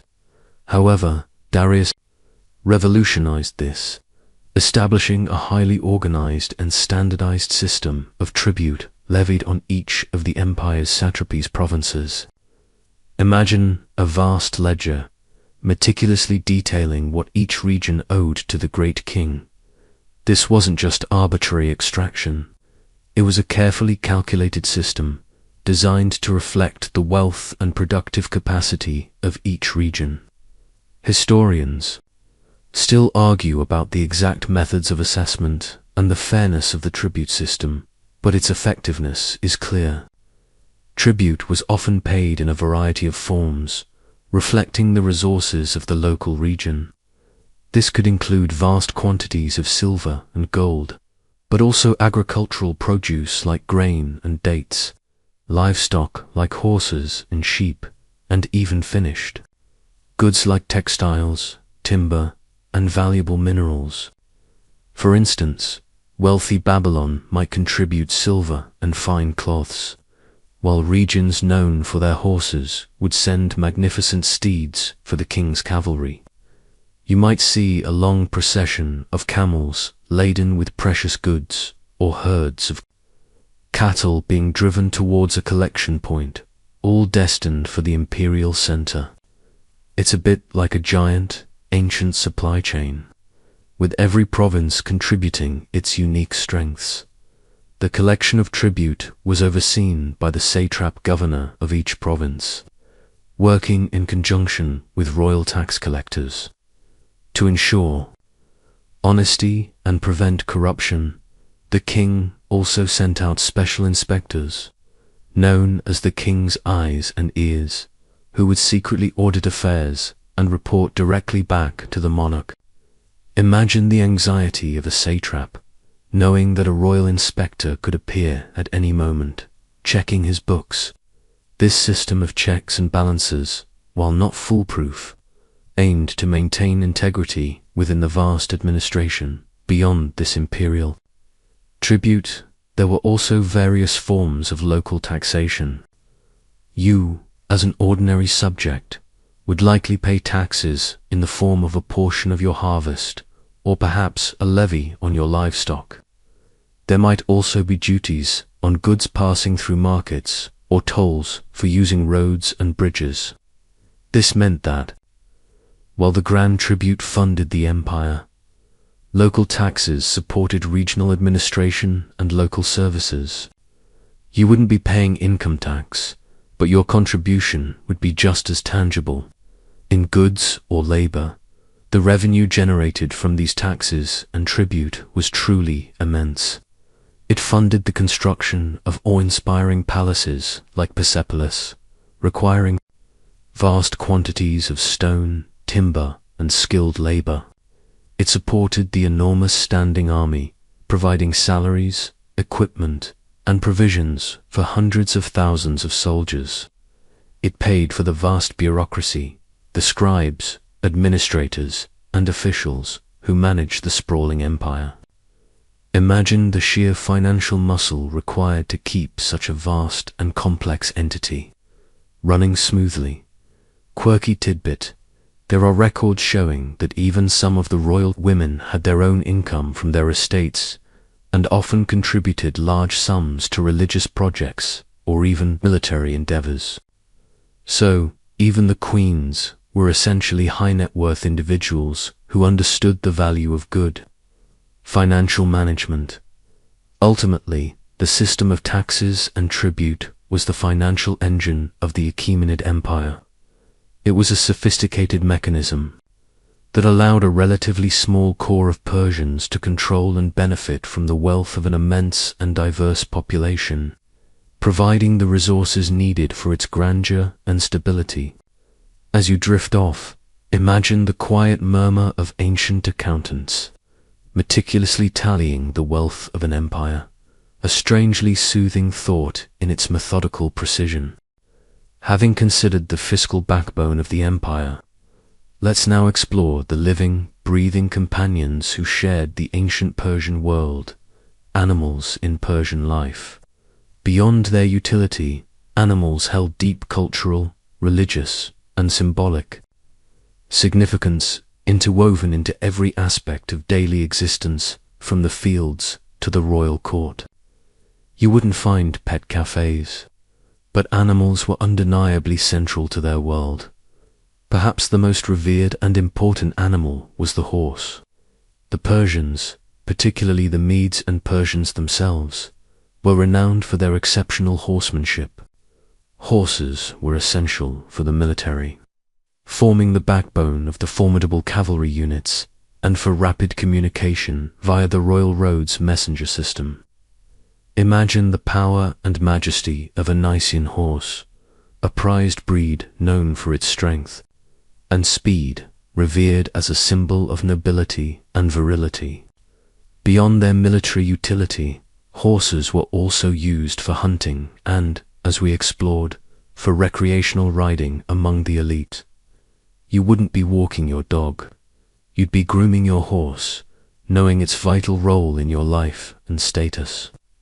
Historians still argue about the precise breeding techniques for these famed horses, but their quality was legendary.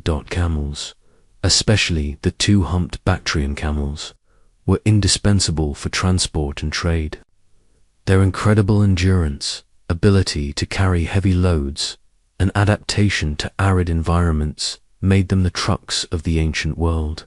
Imagine the rhythmic sway of a camel caravan laden with spices and silks, slowly making its way across the desert, their quiet footsteps a constant backdrop to life on the trade routes. You might even chuckle softly, imagining the ancient equivalent of a camel traffic jam, though likely far less frustrating than a modern one. For daily sustenance and labor, oxen, donkeys, and mules played crucial roles. Oxen pulled plows in the fields, providing the brute strength needed for agriculture.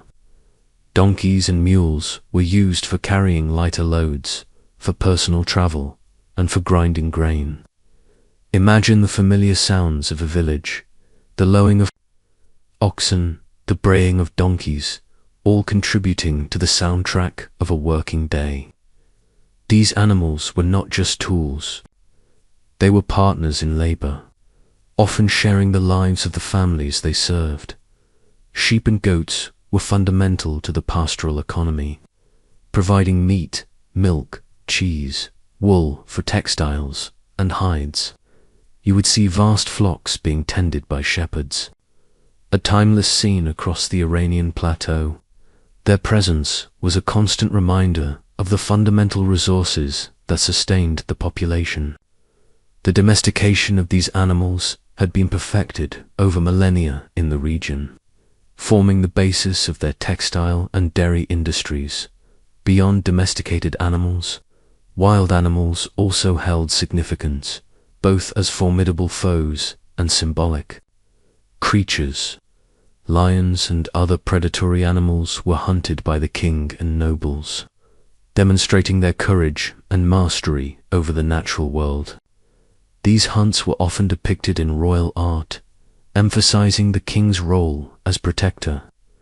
Mythical creatures, often composite beasts like the winged human-headed bulls Lamassu guarding palace gates, were powerful symbols, blending animal forms with human intellect, embodying protection and wisdom. You might feel a primal thrill imagining a lion hunt, or a quiet sense of awe before a colossal mythical beast carved in stone. Even smaller creatures had a role. Dogs were kept as loyal companions and for guarding flocks and homes. Cats, while not as revered as in Egypt, were likely present in households, helping to control pests. Birds were kept for their song or for falconry among the elite, adding another layer of interaction with the animal kingdom. Quirky tidbit: there's evidence that some royal courts had vast menageries, collecting exotic animals from across the empire, purely for display and prestige. So, imagine an ancient Persian zoo, a truly exotic collection of living trophies for the great king. Ultimately, animals in ancient Persia were deeply integrated into human life, serving practical, economic, symbolic, and even spiritual purposes. They were companions, laborers, sources of sustenance, and powerful symbols, reflecting a civilization that lived in close harmony and sometimes in fierce struggle with the natural world. As you drift into dreams, imagine the soft whinny of a horse or the gentle bleating of a sheep, timeless sounds echoing across the ancient plains. From the living landscape of animals, let's now transition to the more dramatic and often destructive aspect of empire: warfare and conquest. The Achaemenid Empire was not born in peace, nor was it maintained without military might. Its history is replete with campaigns, from its expansion under Cyrus and Darius to its ultimate clashes with the Greek city-states and Alexander the Great. You wouldn't be watching a historical documentary. You'd be experiencing the immense scale and brutal reality of ancient conflict. The Persian approach to warfare was characterized by its massive scale and logistical sophistication. As we briefly touched upon when discussing the army, the great king could field enormous armies, drawing troops from across his vast empire. Imagine hundreds of thousands of soldiers, a kaleidoscope of different ethnic groups, languages, and fighting styles, all marching under the banner of the great king. This was a spectacle of military power unprecedented in many parts of the ancient world. Historians still argue about the precise numbers involved in their largest campaigns, but they were undoubtedly staggering. Persian military tactics often relied on the strength of their archers and cavalry. Massed archers would unleash volleys of arrows, softening enemy lines before the heavy infantry, often armed with spears and shields, would engage in close-quarters combat. The famed Persian cavalry, known for their skill and speed, would be used for flanking maneuvers, pursuing retreating enemies, or disrupting enemy formations. Imagine the terrifying whiz of thousands of arrows overhead, followed by the thunder of hooves as the cavalry charges. You wouldn't be playing a video game. You'd be hearing the clash of bronze and the shouts of men. A truly overwhelming sensory experience. Siege warfare was also a crucial component of Persian campaigns. When facing fortified cities, they employed sophisticated techniques to breach defenses. This involved building siege ramps, using battering rams, and even diverting rivers to undermine walls. Imagine the painstaking effort of constructing a massive ramp under enemy fire, slowly creeping towards the walls of a defiant city. It was a brutal, drawn-out process, often resulting in heavy casualties for both attackers and defenders. The goal of Persian conquest was not always total annihilation.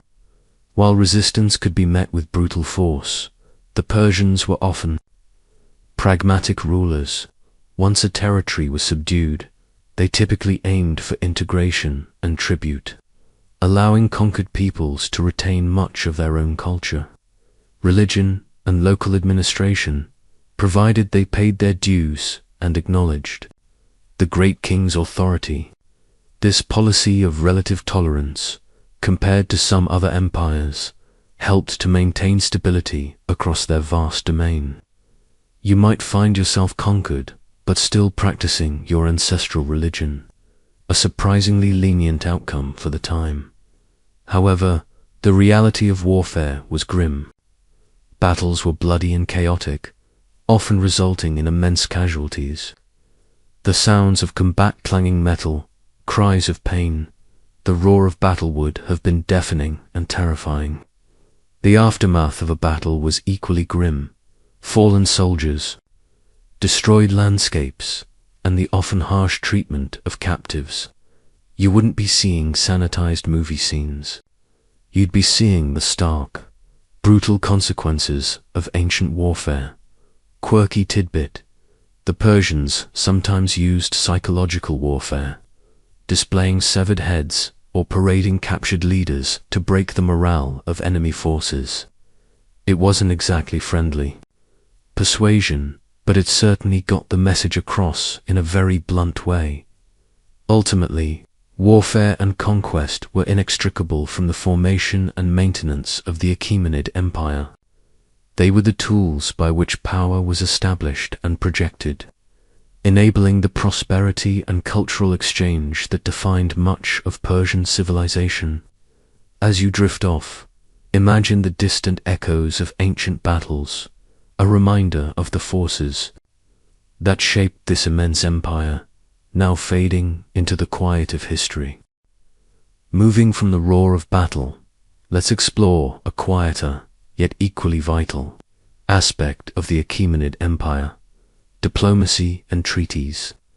Governing such a vast and diverse realm wasn't just about military might.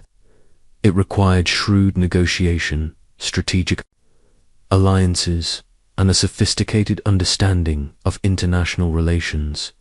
You wouldn't be attending a UN summit. You'd be witnessing ancient statecraft in action, often over shared meals and elaborate gifts. The great king was not merely a conqueror. He was also a master diplomat. The Persian Empire, by its very nature, was a multi-ethnic entity, and maintaining stability within its borders, as well as managing relations with powerful neighbors, required constant negotiation. Imagine emissaries from distant lands arriving at the royal court, bearing gifts and pleas, seeking the king's favor or forging new alliances. The sheer number of cultures and languages that the Persian court dealt with necessitated a high degree of diplomatic skill.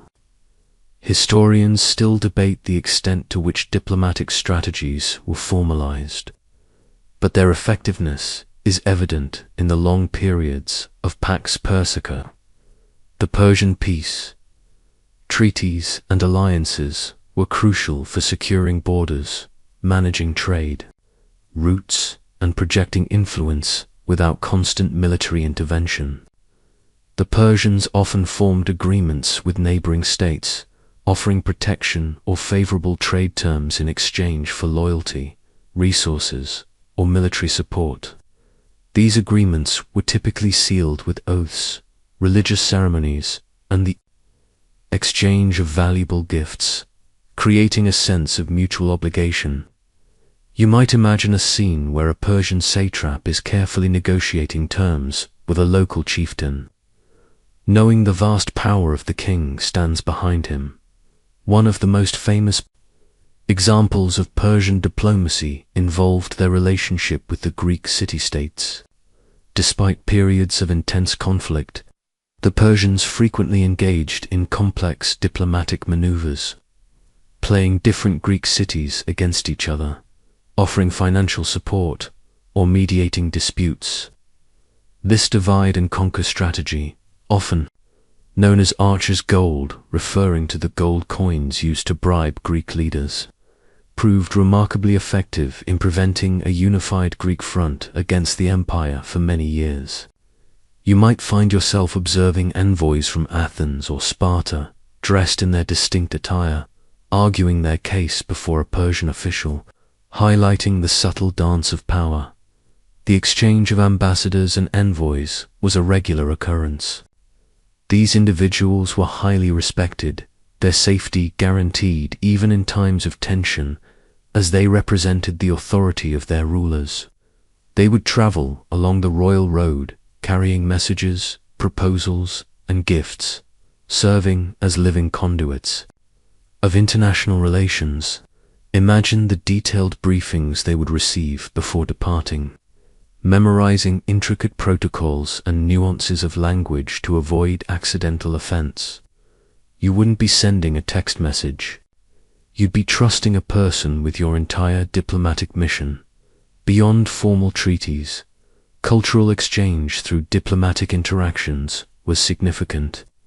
Ideas, artistic styles, and technological innovations flowed back and forth, enriching all involved.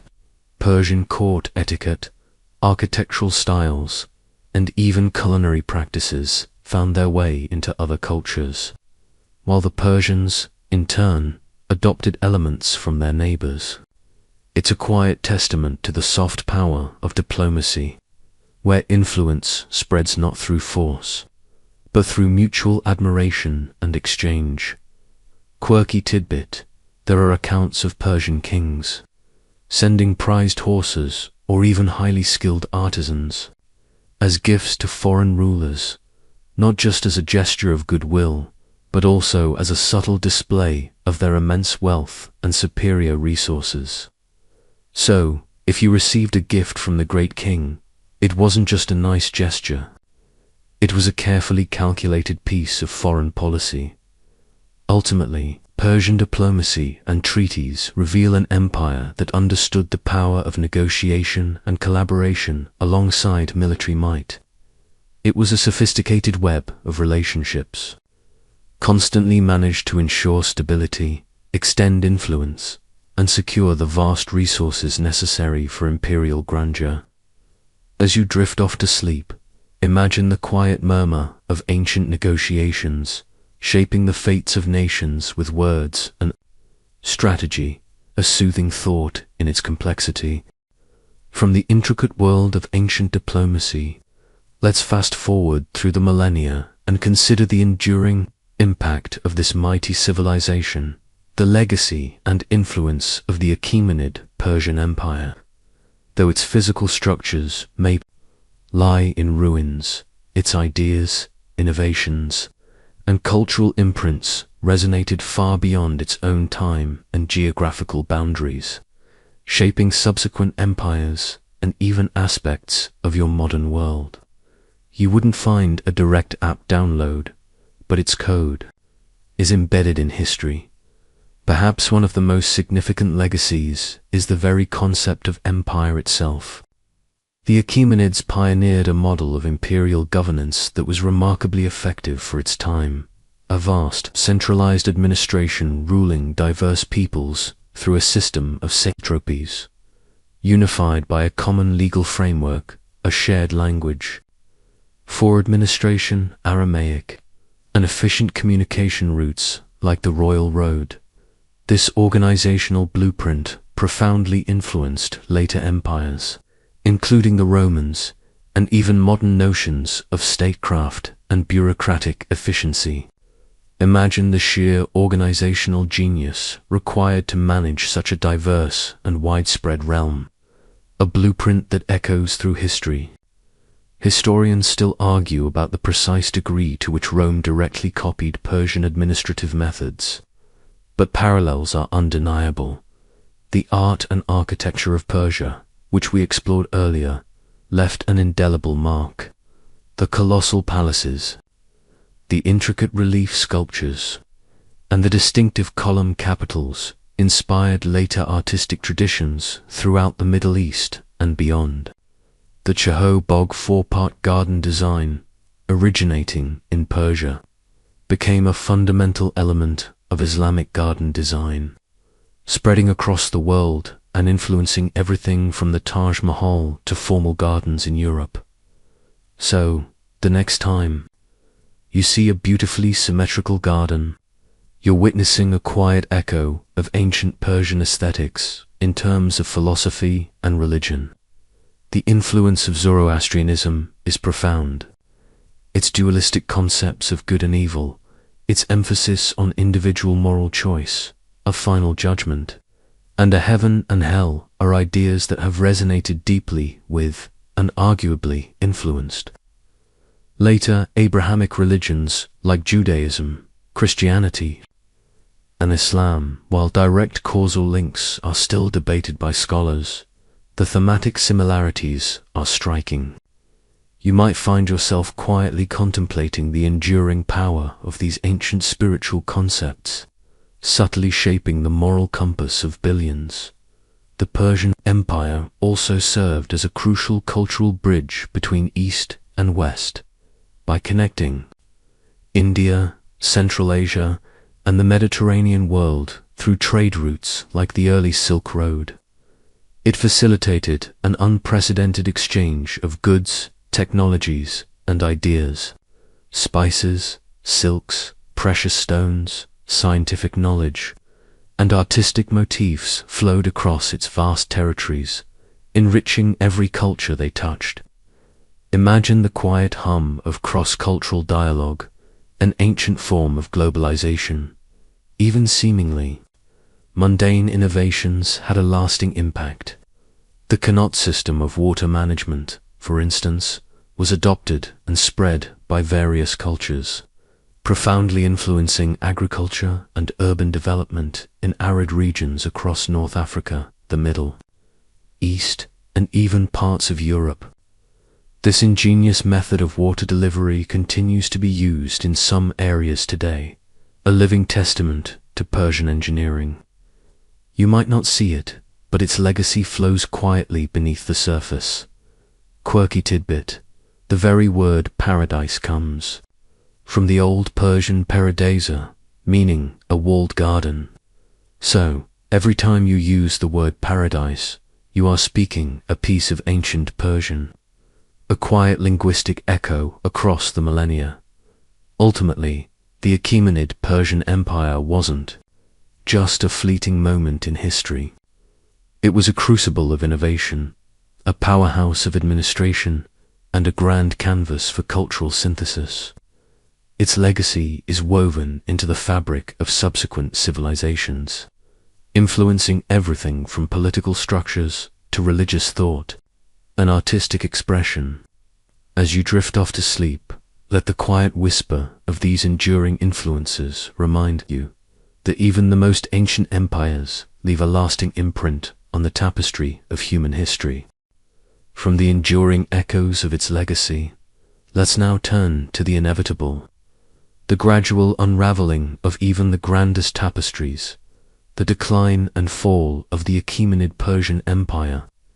This wasn't a sudden collapse, but a complex interplay of internal weaknesses and external pressures that culminated in its dramatic overthrow by Alexander the Great. You wouldn't be witnessing a sudden earthquake. It was more like a slow, deliberate erosion by the 4th century BCE. After 2 centuries of immense power, the Achaemenid Empire began to show signs of internal strain. One significant factor was the increasing instability within the royal court. Following the death of Darius II in 404 BCE, a series of weak kings and frequent assassinations plagued the throne. Imagine a revolving door of rulers, each struggling to consolidate power amidst bitter infighting among ambitious courtiers and family members. This constant struggle for succession weakened the central authority of the great king, leading to a loss of firm control over the vast empire. Historians still argue about whether this internal strife was a primary cause or merely a symptom of deeper systemic issues. Another challenge came from rebellions in the satrapies. As central authority waned, ambitious satraps, governors in distant provinces like Egypt and various parts of Anatolia, often asserted greater independence, sometimes even outright revolting against imperial rule. These rebellions, while often eventually suppressed, drained the empire's resources and diverted military attention from external threats. Imagine a persistent, low-grade fever, constantly weakening the body of the empire. You wouldn't be dealing with a full-blown revolution. It was more like a slow, simmering discontent in the periphery. Economically, the empire, despite its immense wealth, faced challenges. Maintaining such a vast army and an elaborate bureaucracy was incredibly expensive. The flow of tribute, while substantial, may not have always kept pace with the growing expenditures, especially during periods of internal strife or costly foreign wars. While the general population likely felt the burden of taxes and levies, the sheer scale of imperial spending was immense. You might imagine the ancient treasury as a vast but increasingly porous sieve, militarily. While the Persian army remained formidable in numbers, there are suggestions that its quality, particularly among its non-Persian levies, might have declined in later periods. The constant need to suppress rebellions and engage in protracted conflicts, especially against the Greek city-states, also took its toll on military strength and resources. They faced increasingly professional and well-drilled adversaries, and while still capable of raising vast forces, their tactical superiority was no longer guaranteed. The fatal blow, however, came from the west, the rise of Macedon under Philip II and then his son, Alexander the Great. Philip had unified the Greek city-states and built a formidable, disciplined army. When Alexander inherited this force, he launched a meticulously planned invasion of the Persian Empire, capitalizing on its existing weaknesses. Imagine a highly focused, agile predator sensing weakness in a colossal but slightly lumbering beast. The decisive battles, Granicus, Issus, and Gaugamela, saw the highly disciplined Macedonian phalanx and cavalry defeat the larger, but less cohesively commanded, Persian forces. Despite brave resistance, the Persian military, plagued by leadership issues and perhaps a less unified command structure, could not withstand Alexander's brilliant generalship and the sheer force of his determined army. You wouldn't be watching a chess match. You'd be witnessing a relentless onslaught, a perfect storm of military genius and imperial vulnerability. Ultimately, the fall of the Achaemenid Empire was not solely due to external conquest, but a culmination of internal stresses exacerbated by a determined and innovative adversary. It marked the end of an era, but as we've seen, not the end of its influence. As you drift off, let the quiet drama of this ancient decline unfold, a gentle reminder that even the mightiest empires eventually yield to the inexorable march of time. As the grand narrative of the Achaemenid Empire draws to a close, with the dust of Gaugamela settling and Alexander's shadow extending across its former lands, let us conclude with the whispers of the past. This final reflection isn't about grand historical events, but about the quiet echoes of everyday life, the enduring human experiences that transcend millennia, fading gently into the serene quiet of your night. Imagine, one last time, a gentle breeze rustling through the leaves of a cypress tree in a long-lost Persian garden. Can you almost hear the soft splash of water in a Connaught channel, still flowing, unseen, beneath the earth? It's a reminder of the ingenious ways ancient peoples connected with their world, a testament to their quiet perseverance. Think of the patient hands that shaped the mud bricks for a simple home, or the intricate gold threads woven into a royal robe. Each action, no matter how small, was a brushstroke in the vast canvas of their civilization. Consider the rhythmic sounds of daily life that would have filled the ancient air, the gentle lowing of oxen pulling a plough in a sun-drenched field, the distant jingle of camel bells on a trade route, the murmur of conversation in a bustling market where stories and laughter mingled with the scent of spices. These aren't the loud pronouncements of kings, but the soft, continuous hum of humanity, living, striving, and finding moments of joy amidst the practicalities of existence. Perhaps you can picture an ancient Persian child, no different from any child today, playing with a simple toy, or learning from their elder a skill passed down through generations. Or imagine a family gathered around a humble meal of flatbread and dates, sharing stories under the vast star-filled desert sky, their faces illuminated by the flickering light of a small oil lamp. These are the moments that truly connect us. Across time, the shared human experience of family, community, and the simple comfort of being together. The echoes of their beliefs still resonate too. The quiet conviction of Zoroastrianism, with its emphasis on good thoughts, good words, and good deeds, speaks to an enduring human desire for meaning and morality. It's a gentle whisper about the cosmic dance of light and shadow, and the power of individual choice. You might feel a soft reassurance in the idea that even thousands of years ago, people grappled with questions of purpose and virtue, just as we do today. As the imagery begins to soften and the ancient sounds fade into the quiet hum of your own room, remember the intricate details, the curl of a sculpted beard, the vibrant flash of a glazed brick, the steady flow of water bringing life to a barren land. These small, specific facts, when woven together, create a rich tapestry of history, far more soothing than any grand battle cry. The journey through ancient Persia is now complete. Allow the lingering thoughts of its grandeur, its daily rhythms, and its quiet ingenuity to blend with your own peaceful breathing. Let the ancient dust settle, the voices soften, and the light of those faraway days gently dim.